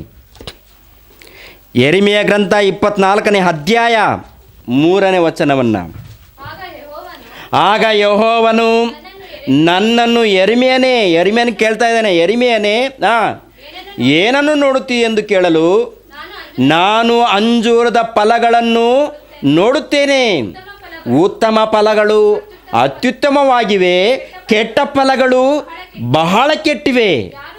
ಯಾರು ತಿನ್ನದ ಹಾಗೆ ಕೇವಲ ಅಸಹ್ಯವಾಗಿದೆ ಎಂದು ಉತ್ತರ ಕೊಟ್ಟನು. ಅಂದರೆ 2 ಪುಟ್ಟಿಗಳಲ್ಲಿ ಅಂಜೂರದ ಹಣ್ಣುಗಳನ್ನು ಎರಿಮೆಯನ್ನು ನೋಡಿದ್ದನಲ್ವಾ, ಆ ಎರಿಮೆಯನಿಗೆ ತಂದೆಯವರು ದರ್ಶನ ಕೊಟ್ಟು, ಎರಿಮೆಯನೇ ಏನು ನೋಡ್ತಾ ಇದ್ದೆ ಅಂತ ಕೇಳಿದಾಗ, ದೇವರೇ 2 ಪುಟ್ಟಿಗಳಲ್ಲಿ ಅಂಜೂರದ ಹಣ್ಣುಗಳನ್ನು ನೋಡ್ತಾ ಇದ್ದೀನಿ ಅಂತ. 2 ಪುಟ್ಟಿಗಳಲ್ಲಿ ಅಂಜೂರದ ಹಣ್ಣುಗಳನ್ನು ನೋಡ್ತಾ ಇದ್ದೀನಿ. ಒಂದು ಪುಟ್ಟಿಯಲ್ಲಿ ಅದ್ಭುತವಾದಂಥ ಒಳ್ಳೆ ಹಣ್ಣುಗಳಿದೆ, ತಿನ್ನೋದಕ್ಕೆ ಅದ್ಭುತವಾಗಿದೆ, ಚೆನ್ನಾಗಿದೆ, ತಿನ್ನೋದಕ್ಕೆ ಚೆನ್ನಾಗಿದೆ, ಅತ್ಯುತ್ತಮವಾಗಿದೆ. ಇನ್ನೊಂದು ಪುಟ್ಟಿಯಲ್ಲಿ ಕೆಟ್ಟ ಹಣ್ಣುಗಳಿವೆ. ಒಂದು ಪುಟ್ಟಿಯಲ್ಲಿ ಒಳ್ಳೆ ಫಲಗಳಿದೆ, ಇನ್ನೊಂದು ಪುಟ್ಟಿಯಲ್ಲಿ ಕೆಟ್ಟ ಫಲಗಳಿದೆ. ಒಂದು ಪುಟ್ಟಿಯಲ್ಲಿ ತಿನ್ನೋದಕ್ಕೆ ರುಚಿಯಾಗಿ ಚೆನ್ನಾಗಿ ಕಾಣ್ತಾ ಇದೆ, ಇನ್ನೊಂದು ಪುಟ್ಟಿಯಲ್ಲಿ ಉಳುಕು ಹಣ್ಣುಗಳಿದೆ ಎನ್ನುವಂಥ ಮಾತನ್ನು ಎರಿಮೆಯನು ತಂದೆಯಾದ ದೇವರಿಗೆ ಹೇಳುವಂಥ ಮಾತು. ಆಗ ತಂದೆಯಾದ ದೇವರು ಎರಿಮೆಯನಿಗೆ ಏನಂತ ಹೇಳುವಂಥ ಮಾತನ್ನು, ಕೆಳಗಡೆ ಮಾತನ್ನು ನೋಡಿ. ಆಗ ಯೆಹೋವನು ಈ ನುಡಿಯನ್ನು ನನಗೆ ದಯಪಾಲಿಸಿದನು. ಇಸ್ರಾಯೇಲ್ಯರ ದೇವರಾದ ಯೆಹೋವನು ಇಂತೆನ್ನುತ್ತಾನೆ, ನಾನು ಈ ಸ್ಥಳದೊಳಗಿಂದ ಕಸ್ದೀಯರ ದೇಶಕ್ಕೆ ಕಳಿಸಿಬಿಟ್ಟ ಸೆರೆಯಾದವರ ಯೋಧ್ಯರನ್ನು ಈ ಉತ್ತಮವಾದ ಅಂಜೂರದ ಫಲಗಳಂತೆ ಲಕ್ಷಿಸಿ ಅವರಿಗೆ ಮೇಲನ್ನುಂಟು ಮಾಡುವೆನು. ಅಂದರೆ 2 ಪುಟ್ಟಿಗಳಲ್ಲಿ ಹಣ್ಣುಗಳಿದೆ ನೋಡಿ ಪ್ರಿಯರೇ. ಆ 2 ಪುಟ್ಟಿಗಳಲ್ಲಿರುವಂಥ ಹಣ್ಣುಗಳನ್ನು, ಒಂದು ಪುಟ್ಟಿಯಲ್ಲಿ ಒಳ್ಳೆ ಫಲಗಳಿದೆ, ಆ ಒಳ್ಳೆ ಹಣ್ಣುಗಳಿಗೆ ಯಾರನ್ನು ಹೋಲಿಸಿದಾನಂತಂದರೆ ಕೆಲವರಿಗೆ ಯೆಹೂದ್ಯರಿಗೆ ಹೋಲಿಸಿದ್ದಾನೆ ಪ್ರಿಯರೇ. ಇಸ್ರಾಯೇಲ್ ಜನರಲ್ಲಿ ಕೆಲವರಿಗೆ ಯೆಹೂದ್ಯರಿಗೆ ಹೋಲಿಸಿದ್ದಾನೆ ಪ್ರಿಯರೇ. ಇನ್ನೊಂದು ಪುಟ್ಟಿಯಲ್ಲೂ ಕೆಟ್ಟ ಹಣ್ಣುಗಳಿದೆ ನೋಡಿ, ಇನ್ನೊಂದು ಪುಟ್ಟಿಯಲ್ಲಿ ಕೆಟ್ಟ ಹಣ್ಣುಗಳು. ಈ ಹಣ್ಣುಗಳಿಗೆ ಯಾರಿಗೆ ಹೋಲಿಸಿದಾನಂತ ನೋಡುವಾಗ ಕೆಳಗಡೆ ಮಾತನ್ನು ನೋಡಿ ಪ್ರಿಯರೇ, ಕೆಳಗಡೆ ಮಾತನ್ನು. ಇದಲ್ಲದೆ ಯೆಹೋವನು ಇಂತೆನ್ನುತ್ತಾನೆ, ಯೂದದ ಅರಸನಾದ ಚಿದ್ಕೀಯ ಅವನ ಪ್ರಧಾನರು ಈ ದೇಶದಲ್ಲಿ ನಿಂತಿರುವ ಯೆರೂಸಲೇಮಿನವರ ಶೇಷ ಐಗುಪ್ತ ದೇಶಕ್ಕೆ ವಲಸೆಯಾದವರು ಇವರೆಲ್ಲರನ್ನು ಕೆಟ್ಟ, ಯಾರು ತಿನ್ನದ ಹಾಗೆ ಕೇವಲ ಅಸಹ್ಯವಾದ ಅಂಜೂರದ ಹಣ್ಣುಗಳಿಗೆ ಗತಿಗೆ ತರುವೆನು. ಏನ್ರಿ ಪ್ರಿಯರೇ, 2 ಪುಟ್ಟಿಗಳಲ್ಲಿ ಒಂದು ಪುಟ್ಟಿಯಲ್ಲಿ ಒಳ್ಳೆ ಹಣ್ಣುಗಳಿದೆ, ಅವುಗಳಿಗೆ ಕೆಲವರು ಯೆಹೂದ್ಯರಿಗೆ ಹೋಲಿಸಿದ್ದಾನೆ. ಇನ್ನು ಕೆಲವರನ್ನು, ಆ ಯೆಹೂದ್ಯರಲ್ಲಿ ಇನ್ನು ಕೆಲವರನ್ನು ಕೆಟ್ಟ ಹಣ್ಣುಗಳಿಗೆ ಹೋಲಿಸಿದ್ದಾನೆ ಪ್ರಿಯರೇ, ಅಂಜೂರದ ಹಣ್ಣುಗಳಿಗೆ. ಏನ್ರಿ, ಅಂಜೂರದ ಹಣ್ಣುಗಳಿಗೆ ಹೋಲಿಸಿರುವಂಥ ಮಾತು. ಅಂದರೆ ಈ ಹಣ್ಣುಗಳನ್ನು ನೋಡಿ ಹೋಲಿಸಿ ಇಸ್ರಾಯೇಲ್ ಜನರಲ್ಲಿ ಕೆಲವರು, ಯೆಹೂದ್ಯರಲ್ಲಿ ಕೆಲವರು ಒಳ್ಳೆ ಫಲವನ್ನು ಕೊಡುವಂಥ ಮನುಷ್ಯರಿದ್ದಾರೆ, ಇನ್ನು ಕೆಲವರು ಕೆಟ್ಟ ಫಲವನ್ನು ಕೊಡುವಂಥ ಮನುಷ್ಯರಿದ್ದಾರೆ. ಆ ಹಣ್ಣುಗಳನ್ನು ಯೆಹೂದ್ಯರಿಗೆ ಹೋಲಿಸಿ ಹೇಳ್ತಾ ಇದ್ದಾನೆ ಪ್ರಿಯರೇ. ಏನ್ರಿ, ಯೆಹೂದ್ಯರಿಗೆ ಹೋಲಿಸಿ ಹೇಳುವಂಥ ಮಾತು ಪ್ರಿಯರೇ. ಅಂದರೆ ಅಂಜೂರದ ಮರ ಇದೆ ನೋಡಿ, ಅಂಜೂರದ ಗಿಡ, ಈ ಗಿಡ ಒಂದು ಕಾಲದಲ್ಲಿ ಇಸ್ರಾಯೇಲ್ ಜನರಿಗೆ ಹೋಲಿಸಿ ಹೇಳಿರುವಂಥ ಮಾತು. ಆ ಗಿಡದಲ್ಲಿ ಕೆಟ್ಟ ಫಲಗಳನ್ನು ಕುರಿತು, ಒಳ್ಳೆಯ ಫಲಗಳನ್ನು ಕುರಿತು ಹೇಳಿರುವಂಥ ಮಾತು. ಕೆಟ್ಟ ಫಲವನ್ನು ಕೊಡುವಂಥ ಅಂಜೂರದ ಮರಗಳಿವೆ, ಅದೇ ಪ್ರಕಾರ ಒಳ್ಳೆಯ ಹಣ್ಣುಗಳನ್ನು ಕೊಡುವಂಥ ಅಂಜೂರದ ಮರಗಳಿವೆ. ಇವನ್ನು ಯಾರಿಗೆ ಹೋಲಿಸಿದನಂತ ನೋಡುವಾಗ ಮನುಷ್ಯರು, ಆಗಿನ ಕಾಲದಲ್ಲಿ ಇಸ್ರಾಯೇಲ್ ಜನರಿದ್ದಾರೆ, ಅವರಿಗೆ ಹೋಲಿಸಿ ಹೇಳುವಂಥ ಮಾತು ಪ್ರಿಯರೇ. ಹೋಲಿಸಿ ಅಂಜೂರದ ಮರವನ್ನು, ಗಿಡವನ್ನು ಹೋಲಿಸಿ, ಆ ಗಿಡಕ್ಕೆ ಇರುವಂಥ ಫಲಗಳನ್ನು ಕುರಿತು ಹೋಲಿಸಿ ಹೇಳುವಂಥ ಮಾತು. ಗಿಡವನ್ನು ನೋಡಿ ಶಪಿಸಿಲ್ಲ, ಗಿಡವನ್ನು ಅಲ್ಲ ಮುಖ್ಯದ್ದು, ಗಿಡಕ್ಕೆ ಶಪಿಸೋ ಅವಶ್ಯಕತೆ ಇಲ್ಲ ದೇವರಿಗೆ, ಗಿಡವನ್ನು ಶಪಿಸೋ ಅವಶ್ಯಕತೆ ದೇವರಿಗಿಲ್ಲ. ಮನುಷ್ಯರಿಗೆ ಬುದ್ಧಿ ಬರಬೇಕಂತ, ಈ ಸಭೆಯಲ್ಲಿರುವಂಥ ಜನರಿಗೆ ಬುದ್ಧಿ ಬರಬೇಕು ಅಂತ, ಇಸ್ರಾಯೇಲ್ ಜನರಿಗೆ ಬುದ್ಧಿ ಬರಬೇಕು, ಈಗಿನ ಕಾಲದಲ್ಲಿ ಕ್ರೈಸ್ತ ಸಭೆಯವರಿಗೆ ಬುದ್ಧಿ ಬರಬೇಕು ಅಂತ. ಮನುಷ್ಯರಿಗೆ ಬುದ್ಧಿ ಬರಬೇಕು. ಬುದ್ಧಿ ಜ್ಞಾನ ಬರ್ತಾ ಇದೆಯಾ? ಅದಕ್ಕೆ ಒಂದು ಗಿಡವನ್ನು ನೋಡಿ, ಗಿಡವನ್ನು ತೋರಿಸಿ ಈ ಪ್ರಪಂಚಕ್ಕೆ ಬುದ್ಧಿ ಪಾಠವನ್ನು ಹೇಳೋದಕ್ಕೆ ಆ ತಂದೆಯಾದ ದೇವರು ಯೇಸು ಕ್ರಿಸ್ತನ ಮೂಲಕ ಒಂದು ಒಳ್ಳೆ ಪಾಠವನ್ನು ಕಲಿಸ್ತಾ ಇದ್ದಾನೆ. ಒಳ್ಳೆ ಪಾಠವನ್ನು ಏನಂತ ನೋಡುವಾಗ ಹಣ್ಣಿನ ಮೂಲಕ ಒಂದು ಒಳ್ಳೆ ಪಾಠವನ್ನು, ಆ ಗಿಡದ ಮೂಲಕ ಯಾವ ರೀತಿ ಅಂಜೂರದ ಮರದಲ್ಲಿರೋ ಹಣ್ಣಿನನ್ನು ಕುರಿತು ಯಾವ ರೀತಿ ನಮ್ಗೆ ಅರ್ಥ ಆಗ್ತಾ ಇದೆಯೋ ಅದೇ ಪ್ರಕಾರ ಏನ್ರಿ ತಂದೆಯಾದ ದೇವರು ಒಂದು ಕಾಲದಲ್ಲಿ ಇಸ್ರಾಯೇಲ್ ಜನರನ್ನು ಕುರಿತು ಪಾಠವನ್ನು ಕಲಿಸ್ಕೊಡ್ತಾ ಇದ್ದಾನೆ ಪ್ರೇರ್. ಏನು ಗೊತ್ತಾ, ಆ ಗಿಡದಲ್ಲಿ ಯಾವ ರೀತಿ ಕೆಟ್ಟ ಫಲ ಇದೆಯೋ, ಯಾವ ರೀತಿ ಉಳುಕು ಫಲ ಕೊಡ್ತಾ ಇದೆಯೋ, ಅದೇ ಪ್ರಕಾರ ಆಗಿನ ಕಾಲದಲ್ಲಿ ಇಸ್ರಾಯೇಲ್ ಜನರು ಕೆಟ್ಟ ಫಲವನ್ನು ಕೊಡೋರಾಗಿದ್ದಾರಂತೆ. ಏನ್ರಿ ಪ್ರಿಯರೇ, ಯೇಸು ಕ್ರಿಸ್ತನು 3 ವರ್ಷ ತನಕ ನೋಡಿದ್ದಾನೆ. 3 ವರ್ಷ ತನಕ, 3 ವರ್ಷ ಅಂದರೆ ಇಸ್ರಾಯೇಲ್ ಜನರ ಮಧ್ಯದಲ್ಲಿ, ಯೆಹೂದ್ಯರ ಮಧ್ಯದಲ್ಲಿ 3 ವರ್ಷ ಸೇವೆ ಮಾಡಿದ್ದೇನೆ ಪ್ರಭು. 3.5 ವರ್ಷ ಸೇವೆ ಮಾಡಿದಾಗ ಪ್ರಿಯರೇ ಫಲ ಇಲ್ಲ ರೀ, ಫಲ ಕಾಣ್ತಾ ಇಲ್ಲ ಪ್ರಿಯರೇ.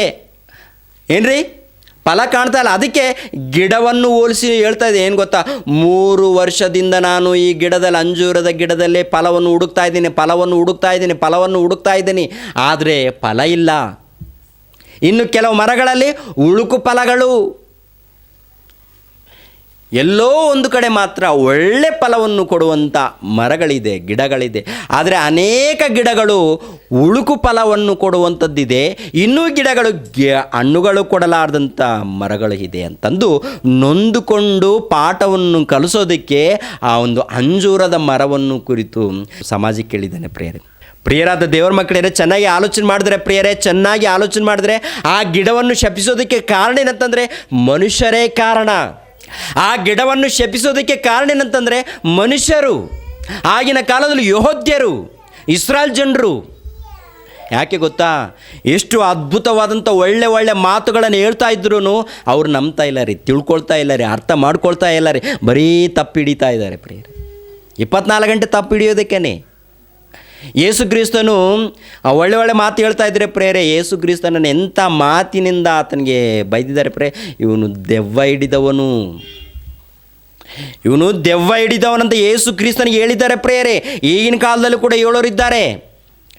ಒಬ್ಬನಿದ್ದಾನೆ ಪ್ರಿಯರೇ, ನಮ್ಮ ಕ್ರೈಸ್ತರಲ್ಲೇ ಒಬ್ಬನು ಏನಂತಾನೆ ಗೊತ್ತಾ, ಯೇಸು ಕ್ರಿಸ್ತನು ದೆವ್ವ ಹಿಡಿದವನು ನಾನು ಪ್ರೂಫ್ ಮಾಡ್ತೀನಂತ ಎರಡಲ್ಲಿ ಗ್ರಾಮದಲ್ಲಿ ಸುಮಾರು ಒಂದು 4 ವರ್ಷಗಳ ಹಿಂದೆ ಒಬ್ಬನು ಬಂದಿದ್ದಾನೆ. ಯೇಸು ಕ್ರಿಸ್ತನನ್ನು ದೆವ್ವ ಹಿಡಿದವನು ಪ್ರೂಫ್ ಮಾಡ್ತಾನಂತೆ. ಮತ್ತು ಬೈಬಲ್ ಇಟ್ಕೊಂಡಿದ್ದಾನೆ, ಮತ್ತು ದೇವರ ವಾಕ್ಯನ ಬೋಧಿಸ್ತಾನೆ. ನಮ್ಮಲ್ಲೇ ಹಿಂಗಿರುವಾಗ ಹೊರಗಡೆ ಇರುವಂಥ ಪ್ರಜೆಗಳು ಇನ್ಯಾವ ರೀತಿ ಇರ್ತಾರೆ ಒಂದ್ಸರಿ ಆಲೋಚನೆ ಮಾಡಿ. ನಮ್ಮಲ್ಲೇ ದೊಡ್ಡ ಪಂಡಿತರಿದ್ದಾರೆ, ದೊಡ್ಡ ಭಕ್ತರಿದ್ದಾರೆ. ಇನ್ನು ಹೊರಗಡೆ ಇರುವಂಥವ್ರು ಯಾವ ರೀತಿ ಇರ್ತಾರೆ ಒಂದ್ಸರಿ ಆಲೋಚನೆ ಮಾಡಿ. ಅದೇ ಪ್ರಿಯರಾದ ದೇವರ ಮಕ್ಕಳಿರ, ಅಂಜೂರದ ಮರವನ್ನು ಶಪಿಸಿದಂದರೆ ಕಾರಣ ಏನಂತಂದರೆ ಪ್ರಿಯರೇ, ಒಂದು ಕಾಲದಲ್ಲಿ ಇಸ್ರಾಯೇಲ್ ಜನರು ಕೆಟ್ಟೋಗಿದ್ದಾರೆ ಪ್ರಿಯರೇ, ಅವರನ್ನು ನೋಡಿ ಅಂಜೂರದ ಮರವನ್ನು ಶಪಿಸಿದ್ದಾನೆ. ನೋಡಿ ಇನ್ನೊಂದು ಮಾತನ್ನು ನೋಡಿ, ಬೇಗ ಮುಗಿಸ್ತೀನಿ. ಇನ್ನೊಂದು ಮಾತನ್ನು ಲೂಕನ ಬರೆದ ಸುವಾರ್ತೆ 13ನೇ ಅಧ್ಯಾಯ 6ನೇ ವಚನ, 13:6. ಲೂಕನ ಬರೆದ ಸುವಾರ್ತೆ 13ನೇ ಅಧ್ಯಾಯ 6ನೇ ವಚನ. ಆಮೇಲೆ ಆತನು ಒಂದು ಸಾಮ್ಯವನ್ನು ಹೇಳಿದನು. ಅದೇನೆಂದರೆ, ಒಬ್ಬನೊಬ್ಬನು ತನ್ನ ದ್ರಾಕ್ಷ ತೋಟದಲ್ಲಿ ಒಂದು ಅಂಜೂರದ ಗಿಡ ನಡೆಸಿದನು. ತರುವಾಯ ಅವನು ಅದರಲ್ಲಿ ಹಣ್ಣನ್ನು ಹುಡುಕುತ್ತಾ ಬಂದನು, ಸಿಕ್ಕಲಿಲ್ಲ. ಬಳಿಕ ಆತನು ಅವನು ತೋಟ ಮಾಡುವವನಿಗೆ, ನೋಡು, ನಾನು 3 ವರ್ಷದಿಂದ ಈ ಅಂಜೂರದ ಮರದಲ್ಲಿ ಬಂದಿದ್ದೇನೆ, ಆದರೂ ನನಗೆ ಸಿಕ್ಕಲಿಲ್ಲ. ಇದನ್ನು ಕಡಿದು ಹಾಕು, ಇದರಿಂದ ಭೂಮಿಯು ಯಾಕೆ ಬಂಜಿಯಾಗಿರಬೇಕು ಎಂದು ಹೇಳಿದನು. ನೋಡಿದ್ರ, ಅಂದರೆ ಪ್ರಿಯರೇ, 3 ವರ್ಷದಿಂದ ನಾನು ಹುಡುಕುತ್ತಾ ಬಂದಿದ್ದೀನಿ, ಯಾಕೆ ಬಂಜಿಯಾಗಿರಬೇಕು ಭೂಮಿ? ಅದಕ್ಕೆ ಈ ಗಿಡವನ್ನು ಕಡ್ದಾಕು ಅಂತ ಇದ್ದಾನೆ. ಅಂದರೆ ಅಲ್ಲಿ ಕೂಡ ಪಾಠ ಏನು ಗೊತ್ತಾ, ಆ ಗಿಡವನ್ನು ಕುರಿತು ಅಲ್ಲ ರೀ ಬೋಧನೆ ಏನು ಗೊತ್ತಾ, ಮನುಷ್ಯರನ್ನು ಕುರಿತು. ನಾನು 3 ವರ್ಷದಿಂದ ಸುವಾರ್ತೆಯನ್ನು ಸಾರ್ತಾ ಇದ್ದೀನಿ, 3 ವರ್ಷದಿಂದ ದೇವರ ವಾಕ್ಯವನ್ನು ಸಾರ್ತಾ ಇದ್ದೀನಿ, ದೇವರ ವಾಕ್ಯವನ್ನು ತಿಳ್ಕೊಳ್ತಾ ಇದ್ದಾರೆ. ಆದರೆ ಇವರಲ್ಲಿ ಫಲ ಬರ್ತಾ ಇಲ್ಲ. ಅಂದರೆ ಮನುಷ್ಯರು ಬದಲಾಗ್ತಾ ಇಲ್ಲ, ಮನುಷ್ಯರು ಬದಲಾವಣೆ ಹೊಂದುತ್ತಾ ಇಲ್ಲ, ಮನುಷ್ಯರು ತಮ್ಮ ಮನಸ್ಸನ್ನು ಬದಲಾಯಿಸ್ಕೊಳ್ತಾ ಇಲ್ಲ. ಹಳೆಯ ಬದುಕು. ಒಂದು ಕಾಲದಲ್ಲಿ ದೀಕ್ಷಾಸ್ಥಾನ ಪಡ್ಕೊಳ್ಳಾರ್ದ ಮುಂಚೆ ಯಾವ ರೀತಿ ಬದುಕಿದೆಯೋ ಅದೇ ಬದುಕಿದೆ, ಹೊಸ ಬದುಕಿಲ್ಲ ಇವರಲ್ಲಿ. ಒಂದು ಕಾಲದಲ್ಲಿ ದೀಕ್ಷಾಸ್ನಾನ ಮಾಡಿಸ್ಕೊಳ್ಳಾರ್ದ ಮುಂಚೆ ಯಾವ ರೀತಿ ಲೋಕಾನುಸಾರವಾಗಿ ಜೀವಿಸ್ತಾ ಇದ್ದಾರೋ, ಲೋಕಾನುಸಾರವಾಗಿ ಯಾವ ರೀತಿ ಮಾತಾಡ್ತಾ ಇದ್ದಾರೋ ಅದೇ ಪ್ರಕಾರ ಇದೆ. ಯಾರು ಕೂಡ ಬದಲಾವಣೆ ಹೊಂದಿಲ್ಲ. ಈಗಿನ ಕಾಲದಲ್ಲಿ ಹೇಳುವಂಥ ಮಾತು, ಆಗಿನ ಕಾಲದಲ್ಲಿ ಹೇಳುವಂಥ ಮಾತು. ಯೇಸು ಕ್ರಿಸ್ತ ನಿನ್ಗೆ ಗೊತ್ತೇ ಪ್ರಿಯರೇ, 3 ವರ್ಷದಿಂದ ನಾನು ವಾಕ್ಯವನ್ನು ಸಾರ್ತಾ ಇದ್ದೀನಿ, ಇವರು ಯಾರು ಕೂಡ ಫಲ ಕೊಡ್ತಾ ಇಲ್ಲ. ಕಡ್ದಾಕು. ಮತ್ತಾಯನ ಬರೆದ ಸುವಾರ್ತೆ 3ನೇ ಅಧ್ಯಾಯ 10ನೇ ವಚನ. ಮತ್ತಾಯನ ಬರೆದ ಸುವಾರ್ತೆ 3ನೇ ಅಧ್ಯಾಯ 10ನೇ ವಚನ ಪ್ರಿಯರೇ. 10. ಈಗಲೇ ಮರಗಳ ಬೇರಿಗೆ ಕೊಡಲಿ ಹಾಕಿದೆ, ಒಳ್ಳೆ ಫಲವನ್ನು ಕೊಡದ ಪ್ರತಿಯೊಂದು ಮರವನ್ನು ಕಡಿದು ಬೆಂಕಿಯಲ್ಲಿ ಹಾಕುವನು. ನೋಡಿದ್ರ, ಒಳ್ಳೆ ಮರ ಅಂದರೆ ಓ ಮನುಷ್ಯನೇ, ನೀನೇ ಒಂದು ಮರ, ನೀನೇ ಒಂದು ಗಿಡ. ಒಂದು ಗಿಡ ನೋಡು, ಲೋಕದಲ್ಲಿ ಒಂದು ಗಿಡ ನೋಡು, ಒಳ್ಳೆ ಹಣ್ಣುಗಳು ಕೊಡುತ್ತೆ, ಒಳ್ಳೆ ಕಾಯಿಗಳನ್ನು ಕೊಡುತ್ತೆ, ಒಳ್ಳೆ ಹೂಗಳನ್ನು ಕೊಡುತ್ತೆ. ಅದೇ ಪ್ರಕಾರ ದೇವರ ದೃಷ್ಟಿಯಲ್ಲಿ ಓ ಮನುಷ್ಯ, ನೀನೇ ಒಂದು ಅಂಜೂರದ ಮರ, ನೀನೇ ಒಂದು ದ್ರಾಕ್ಷ ಬಳ್ಳಿ, ನೀನೇ ಒಂದು ದ್ರಾಕ್ಷದ ಗಿಡ, ನೀನೇ ಒಂದು ತೆಂಗಿನ ಮರ, ನೀನೇ ದೇವರಿಗೊಂದು ಮರ, ನೀನೇ ಒಂದು ಗಿಡ. ನಿನ್ನ ಮೂಲಕ ದೇವರಿಗೆ ಫಲ ಕೊಡಬೇಕು. ಒಳ್ಳೆ ಫಲವನ್ನು ಕೊಡದೆ ಹೋದರೆ ಒಬ್ಬ ಮನುಷ್ಯನ ಯಾವ ರೀತಿ ಕಡಿದು ಬೆಂಕಿಯಲ್ಲಿ ಹಾಕ್ತಾನೋ ಅದೇ ಪ್ರಕಾರ ತಂದೆಯಾದ ದೇವರು, ಆ ಪರಮಾತ್ಮನು ನಿನ್ನನ್ನು ಖಚಿತವಾಗಿ ಕಡಿದು ಸಾಯಿಸಿ ನರಕಕ್ಕೆ ಕಳಿಸ್ತಾನೆ. ಬೆಂಕಿಯಲ್ಲಿ, ನರಕಾಗ್ನಿಯಲ್ಲಿ ಕಳಿಸ್ತೀನಿ ಅಂತ ಹೇಳಿದ್ದಾನೆ ದೇವರು. ಅಂದರೆ ಓ ಮನುಷ್ಯ, ನೀನು ನಿನ್ನ ಮನಸ್ಸನ್ನು ಬದಲಾಯಿಸ್ಕೊಂಡು ದೇವ್ರಿಗೋಸ್ಕರ ಜೀವಿಸೋದು ಹೋದರೆ, ಒಳ್ಳೆ ಫಲವನ್ನು ಕೊಡದೆ ಹೋದರೆ ಖಚಿತವಾಗಿ ನಿನ್ನನ್ನು ಕಡ್ದಾಕ್ತೀನಿ. ಯಾವ ರೀತಿ? ಆಕ್ಸಿಡೆಂಟ್ ಮೂಲಕ ಆಗಿರ್ಬೋದು, ಅಪಘಾತದಲ್ಲಿ ನಿನ್ನ ಸಾಯಿಸ್ತೀನಿ, ಇಲ್ಲಾಂದರೆ ಭಯಂಕರವಾದಂಥ ಜಲಪ್ರಳಯದ ಮೂಲಕ ನಿನ್ನನ್ನು ಸಾಯಿಸ್ತೀನಿ ಅಂತ ಹೇಳ್ತಾನೆ ದೇವರು. ಜಲಪ್ರಳಯದ ಮೂಲಕ ನಿನ್ನನ್ನು ಸಾಯಿಸ್ತೀನಿ ಅಂತ ಹೇಳ್ತಾ ಇದ್ದಾನೆ.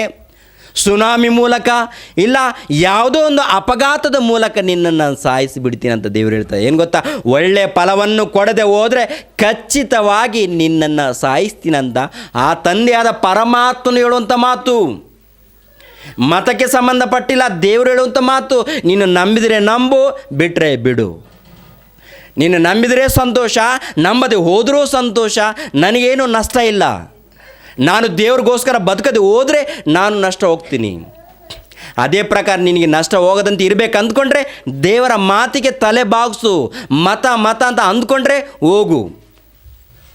ದೇವ್ರ ಕೈಯಲ್ಲಿ ಮಾತ್ರ ಖಚಿತವಾಗಿ ಸಿಗಾಕ್ಕೊಳ್ತೀಯ.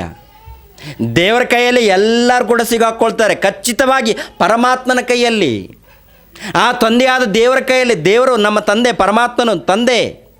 ಆ ತಂದೆ ಕೈಯಲ್ಲಿ ಸಿಕ್ಕಾಕೊಳ್ಳು. ಏನು ಗೊತ್ತಾ? ನಿನಗೆ 60-70 ವರ್ಷ ಮನುಷ್ಯ ನಿನಗೋಸ್ಕರ ಕಾಲವನ್ನು ಕೊಟ್ಟಿದ್ದೀನಿ, ನಿನಗೋಸ್ಕರ ಮಳೆ ಸುರಿಸ್ತಾ ಇದ್ದೀನಿ, ನಿನಗೋಸ್ಕರ ಬೆಳೆ ತರಿಸ್ತಾ ಇದ್ದೀನಿ, ಅಂತರಿಕ್ಷದಲ್ಲಿ ಸೂರ್ಯನು ನಿನಗೋಸ್ಕರ ಉರಿಸ್ತಾ ಇದ್ದೀನಿ, ನಿನಗೋಸ್ಕರನೇ ಒಂದು ಗಿಡ ನಿನಗೋಸ್ಕರ ಫಲ ಕೊಡ್ತಾ ಇದೆ, ನಿನಗೋಸ್ಕರ ಬಲಿ ಆಗ್ತಾ ಇದೆ. ನೀನು ಯಾರಿಗೋಸ್ಕರ ಬಲಿ ಆಗ್ತಾ ಇದೆಯಾ ಅಂತ ಓ ಮನುಷ್ಯನೇ ಅಂತ ಕೇಳ್ತಾನೆ ದೇವರು. ಯಾರಿಗೋಸ್ಕರ ನೀವು ಬಲಿ ಆಗ್ತಾ ಇದ್ದೀರಾ? ಯಾರಿಗೋಸ್ಕರ ಜೀವಿಸ್ತಾ ಇದ್ದೀರಾ? ಒಬ್ರಿಗೆ ಏನಾದರೂ ಒಳ್ಳೆ ಫಲವನ್ನು ಕೊಡ್ತಾ ಇದ್ದೀರಾ? ಇನ್ನೊಬ್ಬರನ್ನ ಸಾಯಿಸೋದಕ್ಕೆ ಇಷ್ಟಪಡ್ತಾ ಇದ್ದೀರಾ? ಮೋಸ ಮಾಡೋದಕ್ಕೆ, ದರೋಡೆ ಮಾಡೋದಕ್ಕೆ, ವಂಚಿಸೋದಕ್ಕೆ, ದೌರ್ಜನ್ಯ ಮಾಡೋದಕ್ಕೆ ಹುಟ್ಟಿದ್ದೀರಾ? ಇಲ್ಲ ರೀ, ದೇವರ ಸೇವೆ ಮಾಡೋದಕ್ಕೆ, ದೇವರನ್ನ ಘನಪಡಿಸೋದಕ್ಕೆ, ದೇವರನ್ನ ಮಹಿಮೆ ಪಡಿಸೋದಕ್ಕೆ, ದೇವರನ್ನ ಆರಾಧಿಸೋದಕ್ಕೆ ನಾವು ಹುಟ್ಟಿದ್ದೀವಿ ಪ್ರಿಯರೇ. ಆ ರೀತಿ ಇರಬೇಕಂದ್ಕೊಂಡ್ರೆ ಖಚಿತವಾಗಿ ದೇವರ ವಾಕ್ಯವನ್ನು ತಿಳ್ಕೊಬೇಕಾಗಿದೆ, ದೇವರ ವಾಕ್ಯವನ್ನು ತಿಳ್ಕೊಳ್ಬೇಕಾಗಿದೆ. ಯಾಕೆಂದರೆ ದೇವರು ಕೊಟ್ಟಿರುವಂಥ ಕಾಲವನ್ನು ಕಳ್ಕೊಂಡ್ರೆ ಅಪಘಾತದಲ್ಲಿ, ಭಯಂಕರವಾದಂಥ ಅಪಘಾತದಲ್ಲಿ ಸತ್ತೋಗ್ತೀವಿ. ಆ ನಂತರ ಬೆಂಕಿ ಕೆರೆಯಲ್ಲಿ ಹೋಗ್ತೀವಿ. ಅದಕ್ಕೆ ಹೇಳುವಂಥ ಮಾತೇನು ಗೊತ್ತಾ? ಈಗಲೇ ಮರಗಳ ಬೇರಿಗೆ ಕೊಡಲಿ ಹಾಕಿದೆ, ಒಳ್ಳೆ ಫಲವನ್ನು ಕೊಡದ ಪ್ರತಿಯೊಂದು ಮರವನ್ನು ಕಡಿದು ಬೆಂಕಿಯಲ್ಲಿ ಹಾಕುವರು. ಇನ್ನೊಂದು ಮಾತನ್ನು ನೋಡಿ, ಲೂಕನ ಬರೆದ ಸುವಾರ್ತೆ 3ನೇ ಅಧ್ಯಾಯ 8ನೇ ವಚನ. ಲೂಕನ ಬರೆದ ಸುವಾರ್ತೆ 3:8. ಬೇಗ ಮುಗಿಸ್ತೀನಿ. ಲೂಕನ ಬರೆದ ಸುವಾರ್ತೆ 3ನೇ ಅಧ್ಯಾಯ 8ನೇ ವಚನ. ಹಾಗಾದರೆ ನಿಮ್ಮ ಮನಸ್ಸು ದೇವರ ಕಡೆಗೆ ತಿರುಗಿತೆಂಬುದನ್ನು ತಕ್ಕ ಫಲಗಳಿಂದ ತೋರಿಸಿರಿ. ಸಾಕು ಪ್ರಿಯರೇ, ನೋಡ, ಹಾಗಾದರೆ ನಿಮ್ಮ ಮನಸ್ಸು ದೇವರ ಕಡೆಗೆ ತಿರುಗಿತೆಂಬುದನ್ನು ತಕ್ಕ ಫಲಗಳಿಂದ ತೋರಿಸಿರಿ. ದೇವರ ಕಡೆಗೆ ತಿರುಗಿತೆಂದು ಯಾವ ರೀತಿ ತೋರಿಸ್ತೀರಾ? ಬರೀ ಸ್ತುತಿ ಮಾತುಗಳಿಂದ ಅಲ್ಲಯ್ಯ. 24 ಗಂಟೆ ಸ್ತುತಿ ಸ್ತುತಿ ಸ್ತುತಿ ಹಾಲಲು ಎಂದು ಹೇಳ್ಕೊಳ್ಳೋದಲ್ಲ. ಖಚಿತವಾಗಿ ನಿಮ್ಮ ಫಲಗಳಿಂದ ಒಳ್ಳೆಯ ಫಲಗಳಿಂದ. ಏನದು ಫಲಗಳು? ನಿಮ್ಮ ಫಲಗಳಿಂದ, ತಕ್ಕ ಫಲಗಳಿಂದ ದೇವರನ್ನ ಮಹಿಮೆ ಪಡಿಸ್ಬೇಕಂತೆ. ಒಳ್ಳೆ ಫಲ ಅಂದರೆ ನೀವು ಮನಸ್ಸನ್ನು ಬದಲಾಯಿಸ್ಕೊಂಡಿದ್ದೀರಾ ಅನ್ನೋದಕ್ಕೆ ನಿಮ್ಮ ತಕ್ಕ ಫಲಗಳಿಂದ ದೇವ್ರಿಗೆ ತೋರಿಸ್ಬೇಕಂತೆ. ಏನದು ತಕ್ಕ ಫಲಗಳು? ಏನಂತ ನೋಡುವಾಗ ಯಾಕೋಬನ ಬರೆದ ಪತ್ರಿಕೆ ನೋಡಿ, ಕೊನೆಯದಾಗಿ ಯಾಕೋಬನ ಬರೆದ ಪತ್ರಿಕೆ 3ನೇ ಅಧ್ಯಾಯ. ಯಾಕೋಬನ ಬರೆದ ಪತ್ರಿಕೆ 3ನೇ ಅಧ್ಯಾಯ ಏನ್ರಿ 3ನೇ ಅಧ್ಯಾಯ 9ನೇ ವಚನ. ದೇವರಿಗೆ ಮೆಚ್ಚುಗೆ ಆಗುವಂಥ ಫಲಗಳು, ದೇವರಿಗೆ ಮೆಚ್ಚುವಂಥ ಫಲಗಳು, ನಮ್ಮಿಂದ ಹುಟ್ಟುವಂಥ ಫಲಗಳು. ನಮ್ಮಿಂದ ಏನು ಹುಟ್ಟುಕೊಳ್ತಾ ಇದೆಯೋ, ದೇವ್ರಿಗೆ ಕೋರಿಕೊಳ್ಳುವಂಥದ್ದು ಫಲಗಳು ಏನಾಗಿದೆಯೋ, ಇವೆರಡನ್ನು ಕುರಿತು ಇಲ್ಲಿ ಹೇಳಿದ್ದಾನೆ ಪ್ರಿಯರೇ. ನಾಲಿಗೆಯಿಂದ ತಂದೆಯಾದ ಕರ್ತನನ್ನು ಕೊಂಡಾಡುತ್ತೇವೆ, ಅದರಿಂದಲೇ ದೇವರ ಹೋಲಿಕೆಗೆ ಸರಿಯಾಗಿ ಉಂಟು ಮಾಡಲ್ಪಟ್ಟ ಮನುಷ್ಯರನ್ನು ಶಪಿಸುತ್ತೇವೆ. ದೇವರನ್ನು ಈ ಬಾಯಿ ಮಾತಿನಿಂದ ಕೊಂಡಾಡ್ತಾ ಇದ್ದೀವಿ. ಎಲ್ಲ ಸೇವಕರು ಕೂಡ ದೇವರನ್ನು ಕೊಂಡಾಡ್ತೀವಿ. ಆನಂತರ ದೇವರ ಹೋಲಿಕೆಗೆ ಸರಿಯಾಗಿರುವ ಮಾಡಲ್ಪಟ್ಟಿರುವಂಥ ಮನುಷ್ಯರನ್ನು ಶಪಿಸ್ತಾ ಇದ್ದೀವಿ. ದೇವರ ಹೋಲಿಕೆಗೆ ಸರಿಯಾಗಿ ಉಂಟು ಮಾಡಲ್ಪಟ್ಟ ಮನುಷ್ಯರನ್ನು ಶಪಿಸ್ತಾ ಇದ್ದೀವಿ. ಅದೇ ಬಾಯಿಂದ ಸ್ತುತಿ ಶಾಪ ಎರಡೂ ಬರುತ್ತವೆ. ನನ್ನ ಸಹೋದರರೇ, ಹೀಗಿರಬಾರದು, ಯೋಗ್ಯವಲ್ಲ. ಒಂದು ಊಟೆ ಒಂದು ಬಾಯಿಂದ ಸಿಹಿ ನೀರು ಕಹಿ ನೀರು ಎರಡು ಹೊರಡುವುದುಂಟೆ. ನನ್ನ ಸಹೋದರರೇ, ಅಂಜೂರದ ಮರವು ಎಣ್ಣೆ ಮರದ ಕಾಯಿ ಬಿಡುವುದೋ, ದ್ರಾಕ್ಷ ಬಳ್ಳಿಯಲ್ಲಿ ಅಂಜೂರದ ಹಣ್ಣು ಆಗುವುದೋ, ಹಾಗೆಯೇ ಉಪ್ಪು ನೀರು ಬಾವಿಯಿಂದ ಸಿಹಿ ನೀರು ಬರುವುದಿಲ್ಲವಲ್ಲ. ಅಂದರೆ ಎಷ್ಟು ಉಪಮಾನವನ್ನು ಹೇಳ್ತಾ ಇದ್ದಾನೆ ಒಂದ್ಸರಿ ಅರ್ಥ ಮಾಡ್ಕೊಳ್ಳಿ. ಓ ಮನುಷ್ಯ, ದೇವರ ಮಗನಾಗಿರುವಂಥ ನೀನು, ದೇವರ ಹೋಲಿಕೆಗೆ ಸರಿಯಾಗಿ ಉಂಟು ಮಾಡಲ್ಪಟ್ಟಿರುವಂಥ ನೀನು ಏನು ಮಾಡ್ತಾ ಇದೆಯಾ ಅಂತಂದರೆ, ಒಂದು ಬಾಯಿಂದ ದೇವರನ್ನ ಘನಪಡಿಸ್ತಾ ಇದೆಯಾ? ಅದೇ ಪ್ರಕಾರ ಇದೇ ಬಾಯಿಂದ ದೇವರಿಗೆ ಸರಿಯಾಗಿ, ಅಂದರೆ ದೇವರ ಹೋಲಿಕೆಗೆ ಸರಿಯಾಗಿ ಉಂಟು ಮಾಡಲ್ಪಟ್ಟ ಮನುಷ್ಯರನ್ನು ಶಪಿಸ್ತಾ ಇದ್ದೀರಾ. ಅದಕ್ಕೆ ಹೇಳ್ತಾ ಇದ್ದೇನೆ, ಒಂದು ಅಂಜೂರದ ಮರದಲ್ಲಿ 2 ರೀತಿಯ ಹಣ್ಣುಗಳು ಹುಡ್ತಾ ಇದೆಯಾ? ದ್ರಾಕ್ಷಿ ಹಣ್ಣು, ಅಂಜೂರದ ಹಣ್ಣು ಹುಡ್ತಾ ಇದೆಯಾ? ಇಲ್ವಲ್ಲ. ಒಂದು ಊಟೆಯಲ್ಲಿ ಸಿಹಿ ನೀರು ಕಹಿ ನೀರು ಬರುತ್ತಾ? ಇಲ್ವಲ್ಲ. ಕಹಿ ನೀರು ಸಿಹಿ ನೀರು ಬರುತ್ತಾ? ಇಲ್ಲ. ಆದರೆ ಮನುಷ್ಯರಲ್ಲಿ ಮಾತ್ರ ಒಂದು ಬಾಯಿನಿಂದ ದೇವರನ್ನ ಹೊಗಳ್ತೀವಿ. ಅದೇ ಪ್ರಕಾರ ದೇವರ ಹೋಲಿಕೆಗೆ ಸರಿಯಾಗಿ ಉಂಟು ಮಾಡಲ್ಪಟ್ಟ ಮನುಷ್ಯರನ್ನು ಶಪಿಸ್ತಾ ಇರ್ತೀವಿ 24 ಗಂಟೆ. ಅವನು ಒಳ್ಳೆನಲ್ಲ, ಇವನು ಒಳ್ಳೆನಲ್ಲ, ಇವನು ಕೆಟ್ಟವನು, ಅವನು ಕೆಟ್ಟವನು. ಮತ್ತು ನಾನು ಮಾತ್ರ ತುಂಬ ಒಳ್ಳೆನಂತ ಹೊಗಳ್ಕೊಳ್ತಾ ಇರ್ತಾನೆ ಇವನು ಮಾತ್ರ. ಆ ರೀತಿ ಹೊಗಳ್ಕೊಂಡ್ರೆ ಅವನು ದೊಡ್ಡ ಕಳ್ಳರಿ. ಅವನು ಯಾವತ್ತಿಗೂ ನಿಮ್ಮನ್ನು ನೀವು ಹೊಗಳ್ಕೊಳ್ಬೇಡ್ರಿ. ಯಾಕೆಂದರೆ ಇನ್ನು ದೊಡ್ಡ ಕಳ್ಳರು,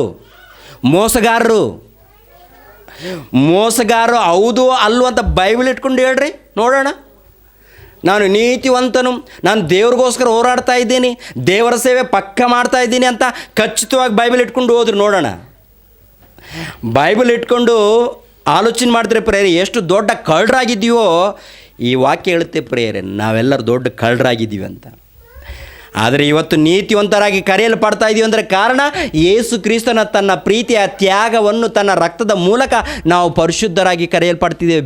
ಬಿಟ್ಟರೆ ಮತ್ತೇನೂ ಇಲ್ಲ. ನಮ್ಮ ನೀತಿ ಕ್ರಿಯೆಗಳು ಏನಿಲ್ಲ ರೀ, ನೀತಿ ಕ್ರಿಯೆಗಳು ಏನಿಲ್ಲ ಪ್ರಿಯರೇ. ನಮ್ಮಲ್ಲಿ ಕಾಣುವಂಥದ್ದು ಬರೇ ದುಷ್ಟದ ಕ್ರಿಯೆಗಳು. ಯಾಕೋಬನ ಬರೆದ ಪತ್ರಿಕೆ ಕೆಳಗಡೆ ಮಾತನ್ನು ನೋಡಿ. ತಮ್ಮಲ್ಲಿ ಜ್ಞಾನಿಯು ಬುದ್ಧಿವಂತನು ಯಾರು? ಅಂಥವನು ಯೋಗ್ಯವಾಗಿ ನಡೆದುಕೊಂಡು ಜ್ಞಾನದ ಲಕ್ಷಣವಾಗಿರುವ ಶಾಂತ ಗುಣದಿಂದ ಅದರ ಫಲವನ್ನು ತೋರಿಸಲಿ. ನೋಡಿದ್ರ, ನಮ್ಮಲ್ಲಿ ಜ್ಞಾನಿಯು ಬುದ್ಧಿವಂತನು ಯಾರು? ಅಂಥವನು ಯೋಗ್ಯವಾಗಿ ನಡೆದುಕೊಂಡು ಜ್ಞಾನದ ಲಕ್ಷಣವಾಗಿರುವ ಶಾಂತ ಗುಣದಿಂದ ಅದರ ಫಲವನ್ನು ತೋರಿಸಲಿ. ಶಾಂತ ಗುಣದಿಂದ ಯಾವುದರ ಫಲವನ್ನು? ದೇವರ ಫಲವನ್ನು, ಜ್ಞಾನದ ಫಲವನ್ನು ತೋರಿಸ್ಬೇಕಂತೆ. ಜ್ಞಾನದ ಫಲ. ಆ ಜ್ಞಾನ ಯಾರು ಗೊತ್ತಾ? ಕ್ರಿಸ್ತನು. ಆ ಜ್ಞಾನವು ಕ್ರಿಸ್ತನು. ಆ ಕ್ರಿಸ್ತನಲ್ಲಿ ಇರುವಂಥ ಜ್ಞಾನದ ಫಲವನ್ನು ನೀನು ತೋರಿಸ್ಬೇಕಂತೆ, ಜ್ಞಾನದ ಫಲವನ್ನು. ಆದರೆ ತೀಕ್ಷ್ಣವಾದ ಮಸ್ತರವು, ಪಕ್ಷಭೇದವು ನಿಮ್ಮ ಹೃದಯದೊಳಗೆ ಇರುವಲ್ಲಿ ನೀವು ಸತ್ಯಕ್ಕೆ ವಿರೋಧವಾಗಿ ಸುಳ್ಳಾಗಿ ಹೊಗಳಿಕೊಳ್ಳಬೇಡಿರಿ. ಅದು ಮೇಲಣೆಯಿಂದ ಬಂದ ಜ್ಞಾನವಲ್ಲ. ಅಂದರೆ ತೀಕ್ಷ್ಣವಾದ ಮಸ್ತರವು, ಪಕ್ಷಭೇದವು ನಿಮ್ಮ ಹೃದಯದೊಳಗೆ ಇರುವಲ್ಲಿ ನೀವು ಸತ್ಯಕ್ಕೆ ವಿರೋಧವಾಗಿ ನಡ್ಕೊಳ್ತಾ ಇದ್ದೀರಾ. ತೀಕ್ಷ್ಣವಾದ ಪಕ್ಷಭೇದ ಮನುಷ್ಯರ ಮೇಲೆ ಪಕ್ಷಭೇದ ತೋರಿಸ್ತಾ ಇದ್ದೀವಿ ನೋಡಿ, ಅದು ಇರಬಾರ್ದು ಅಂತೆ. ಮಸ್ತರವು ಇರಬಾರ್ದಂತೆ. ನಿಮ್ಮ ಹೃದಯದೊಳಗೆ ಇರುವಲ್ಲಿ ನೀವು ಸತ್ಯಕ್ಕೆ ವಿರೋಧವಾಗಿ ಸುಳ್ಳಾಗಿ ಹೊಗಳಿಕೊಳ್ಳಬೇಡಿರಿ. ಅದು ಮೇಲಣದಿಂದ ಬಂದ ಜ್ಞಾನವಲ್ಲ, ಅದು ಭೂಸಂಬಂಧವಾದದ್ದು, ಪ್ರಕೃತ ಭಾವವಾದದ್ದು, ದೆವ್ವಗಳಿಗೆ ಸಂಬಂಧಪಟ್ಟದ್ದು. ಮಸ್ತರವು ಪಕ್ಷಭೇದವು ಇರುವ ಕಡೆ ಗಲಿಬಿಲಿಯು ಸಕಲ ವಿಧವಾದ ನೀಚ ಕೃತ್ಯಗಳು ಇರುವವು. ಗಲಿಬಿಲಿ, ನೀಚ ಕೃತ್ಯಗಳು ಏನ್ರಿ? ಏನಂತ? ಮಸ್ತರವು ಅಂದರೆ ಕೊಬ್ಬು ಜಾಸ್ತಿ ಇರುತ್ತೆ, ಸೊಕ್ಕು, ಅಹಂಕಾರ. ಮಸ್ತರವು, ಪಕ್ಷಭೇದವು ಅಂದರೆ ಒಂದು ಗುಂಪು, ಇದೇ ನಮ್ಮ ಗುಂಪು, ಇವ್ರ ಮೂಲಕ ಒಬ್ಬೊಬ್ಬರು ಮನುಷ್ಯರನ್ನು ಆರಿಸ್ಕೊಳ್ತಾ ಇರ್ತಾರೆ, ಇವರೇ ನಮ್ಮವರು, ಇವ್ರ ಮಾತನ್ನು ನಾವು ಕೇಳ್ತೀವಿ ಅಂತೇಳಿ ದೇವರ ಮಾತನ್ನು ಪಕ್ಕಕ್ಕೆ ಇಡ್ತಾ ಇರ್ತಾರೆ. ಅದು ಪಕ್ಷಪಾತ. ಒಬ್ಬರಿಗೆ ಒಳ್ಳೆಯದನ್ನು ಮಾಡೋದು ಇನ್ನೊಬ್ಬರಿಗೆ ಪಕ್ಷಪಾತ ತೋರಿಸುವಂಥದ್ದು, ಅದು ಮನುಷ್ಯರಲ್ಲಿ ನೋಡ್ತಾ ಇರ್ತೀವಿ. ಮಾನವ ಸಮಾಜದಲ್ಲಿ ಕೂಡ ಏನು ಗೊತ್ತಾ, ಒಂದೊಂದು ಗುಂಪಾಗಿದ್ದಾರೆ ಪ್ರಿಯರೇ. ಇದೊಂದು ಗುಂಪು, ಅದೊಂದು ಗುಂಪು. ಒಂದು ಗುಂಪು ಅಂದರೆ ಇನ್ನೊಂದು ಗುಂಪಿಗೆ ಆಗಲ್ಲ, ಒಂದು ಸಭೆ ಅಂದರೆ ಇನ್ನೊಂದು ಸಭೆಗೆ ಆಗಲ್ಲ. ಅಂದರೆ ಪಕ್ಷಪಾತ ಇದೆ ರೀ ಮನುಷ್ಯರಲ್ಲಿ. ಅದು ಇದ್ದರೆ ದೇವರ ಜ್ಞಾನ ಅಲ್ಲವಂತ. ಏನದು? ದೆವ್ವಗಳಿಗೆ ಸಂಬಂಧಪಟ್ಟಿರುವಂಥ ಜ್ಞಾನ ಅದು ಏನ್ರಿ? ದೆವ್ವಗಳಿಗೆ ಸಂಬಂಧಪಟ್ಟದ್ದು. ಮಸ್ತರವು, ಪಕ್ಷಭೇದವು ಇರುವ ಕಡೆ ಗಲಿಬಿಲಿ ಇರುತ್ತಂತೆ. ಎಲ್ಲಾದರೂ ಗಲಿಬಿಲಿ ಇದೆಯೋ ಅಲ್ಲಿ ದೆವ್ವದ ಜ್ಞಾನವು ತುಂಬಿಕೊಂಡಿದೆ ಅಂತ ಖಚಿತವಾಗಿ ಕನ್ಫರ್ಮ್ ಮಾಡ್ಕೋಬೇಕು ನೀವು. ಖಚಿತವಾದ ಆಧಾರಗಳು ಏನಂತಂದರೆ ಗಲಿಬಿಲಿಗೆ ಕಾರಣ ಏನಂತಂದರೆ ದೆವ್ವದ ಜ್ಞಾನ ಅಲ್ಲಿದೆ. ಎಲ್ಲಾದರೂ ಗಲಿಬಿಲಿ, ಗಲಾಟೆ, ಯುದ್ಧಗಳು, ಜಗಳಗಳು ನಡೀತಾ ಇದೆ ಅಂದರೆ ಅಲ್ಲಿ ದೆವ್ವದ ಜ್ಞಾನ ಇದೆ. ದೆವ್ವ ಸ್ಮಶಾನದಲ್ಲಿಲ್ಲ, ದೆವ್ವ ಭೂತ ಬಂಗ್ಲೆಯಲ್ಲಿ ಅಂತ ಈ ಕಳ್ಳರು ಸಿನಿಮಾ ತೋರಿಸ್ತಾ ಇದ್ದಾರೆ, ಕಳ್ಳ ಸಿನಿಮಾಗಳು. ಈ ಟಿ ವಿ ಮೀಡಿಯಾದಲ್ಲೂ ಕೂಡ ಏನ್ರಿ, ಭೂತ ಬಂಗ್ಲೆಯಲ್ಲಿ ಭೂತ ಇದೆ, ದೆವ್ವ ಇದೆ ಅಂತ ಅವರೇ ದೊಡ್ಡ ದೆವ್ವ ಹಿಡ್ಕೊಂಡವರು ಏನ್ರಿ, ಪ್ರಜೆಗಳ ಮಧ್ಯದಲ್ಲಿ ಗಲಾಟೆ ಹುಟ್ಟಿಸೋರೇ ದೊಡ್ಡ ದೆವ್ವ ಹಿಡಿದವರು. ಪ್ರಜೆಗಳ ಮಧ್ಯದಲ್ಲಿ ಗಲಾಟೆ ಹುಟ್ಟಿಸುವವರೇ ದೊಡ್ಡ ದೆವ್ವ ಹಿಡಿದವರು ಪ್ರಿಯರೇ. ಯುದ್ಧಗಳು, ಜಗಳಗಳು, ಪಕ್ಷಪಾತ, ಸೊಕ್ಕಿದ್ದಗಳಲ್ಲಿ ಏನಿದೆ ಗೊತ್ತಾ? ದೆವ್ವ ಸ್ಮಶಾನದಲ್ಲಿಲ್ಲ, ಭೂತ ಬಂಗ್ಲೆಯಲ್ಲಿಲ್ಲ. ಅಲ್ಲಿ ಮನುಷ್ಯರ ಹೃದಯದಲ್ಲಿ ತುಂಬಿಕೊಂಡು ಮನುಷ್ಯರ ಮಧ್ಯದಲ್ಲಿ ಜಗಳವು, ಹೊಟ್ಟೆ ಕಿಚ್ಚು, ಪಕ್ಷಭೇದವು, ಮಸ್ತರವು, ಗಲಾಟೆಗಳು ಇದು ನಡೀತಾ ಇದೆ ಪ್ರಿಯರೇ. ಅದು ಅರ್ಥ ಆಗಬೇಕು. ಭೂಮಿಯ ಮೇಲೆ ಹುಟ್ಟಿರುವಂಥ ಸರ್ವ ಮಾನವರು ಒಂದೇ ಆಗಿರುವಾಗ, ದೇವರ ಮಕ್ಕಳಾಗಿರುವಂಥ ನಮ್ಮ ಮಧ್ಯದಲ್ಲಿ ಗಲಾಟೆ ಹುಟ್ಟಿಸುವಂಥ ನೀಚರು ಈ ಪ್ರಪಂಚ ದೇಶದಲ್ಲಿದ್ದಾರೆ. ತಂದೆಯಾದ ದೇವರು ಆಲೋಚನೆ ಮಾಡಿ ಭೂಮಿಯ ಮೇಲೆ ಮನುಷ್ಯರನ್ನು ಉಂಟು ಮಾಡಿದರೆ ಎಲ್ಲರೂ ಸಮಾಧಾನದಿಂದಿರಿ, ಸಂತೋಷವಾಗಿರಿ ಅಂತ ದೇವರು ಸಂತೋಷವಾಗಿ ಪಂಚಭೂತಗಳನ್ನು ಉಂಟು ಮಾಡಿದ್ರೆ ಮನುಷ್ಯನು ಕ್ರೂರನಾಗಿ, ಜಂತುವಾಗಿ ನಡೀತಾ ಇದ್ದಾನೆ. ಏನು ಗೊತ್ತಾ, ಅಲ್ಲೇನಿದೆ ಅಂತ ನೋಡುವಾಗ ಪ್ರಿಯರೇ, ದೆವ್ವದ ಜ್ಞಾನ ಇದೆ ಎಂದು ಆ ತಂದೆಯಾದ ಪರಮಾತ್ಮನು ಹೇಳುವಂಥ ಮಾತು ತನ್ನ ಭಕ್ತಾದಿಗಳ ಮೂಲಕ. ಮಸ್ತರವು, ಪಕ್ಷಭೇದವು ಇರುವ ಕಡೆ ಗಲಿಬಿಲಿಯು, ಸಕಲ ನೀಚ ಕೃತ್ಯಗಳು ಇರುವವು. ಆದರೆ ದೇವರು ಕೋರುವಂಥ ಫಲಗಳು, ದೇವರು ಕೋರಿಕೊಳ್ಳುವಂಥ ಫಲಗಳು ಏನಂತಂದರೆ, ಮೇಲಣದಿಂದ ಬರುವ ಜ್ಞಾನವು ಮೊದಲು ಪರಿಶುದ್ಧವಾದದ್ದು. ದೇವರಲ್ಲಿರುವಂಥದ್ದು ಪರಿಶುದ್ಧತೆ ಇದೆ. ದೇವರ ಮಗನಾಗಿರುವಂಥ ಯೇಸು ಕ್ರಿಸ್ತನಲ್ಲಿ ಪರಿಶುದ್ಧತೆ ಇದೆ. ಅದೇ ಪ್ರಕಾರ ಯೇಸು ಕ್ರಿಸ್ತನನ್ನು ನಂಬಿಕೊಂಡಿರುವಂಥ, ಅಂದರೆ ದೀಕ್ಷಾಸ್ಥಾನದ ಮೂಲಕ ಯೇಸು ಕ್ರಿಸ್ತನನ್ನು ತಿಳ್ಕೊಂಡಿರುವವರು ಅವರಲ್ಲಿ ಕೂಡ ಪರಿಶುದ್ಧತೆ ಇರಬೇಕು ಅಂತ ಹೇಳಿದ್ದಾನೆ. ಒಂದು ವೇಳೆ ಪರಿಶುದ್ಧತೆ ಇಲ್ಲ ಅಂತಂದರೆ ಅಲ್ಲಿ ದೆವ್ವ ಇದೆ ಅನ್ನೋದು ಖಚಿತವಾಗಿ ತಿಳ್ಕೊಳ್ಳಿ. ಮೇಲಣದಿಂದ ಬರುವ ಜ್ಞಾನವು ಮೊದಲು ಪರಿಶುದ್ಧವಾದದ್ದು, ಆಮೇಲೆ ಸಮಾಧಾನಕರವಾದದ್ದು. ದೇವರಿದ್ದಾನ? ದೇವರ ಮಾತು ನಿನ್ನಲ್ಲಿ ಇದೆಯಾ? ದೇವರ ಮಾತು, ಕ್ರಿಸ್ತನ ಮಾತು ನಿನ್ನಲ್ಲಿದ್ದರೆ ನಿನ್ನಲ್ಲಿ ಏನಿರುತ್ತೆ? ಸಮಾಧಾನ. ಮೊದಲು ಪರಿಶುದ್ಧತೆ, ಆನಂತರ ಸಮಾಧಾನವಾದದ್ದು, ವಿನಯವುಳ್ಳದ್ದು.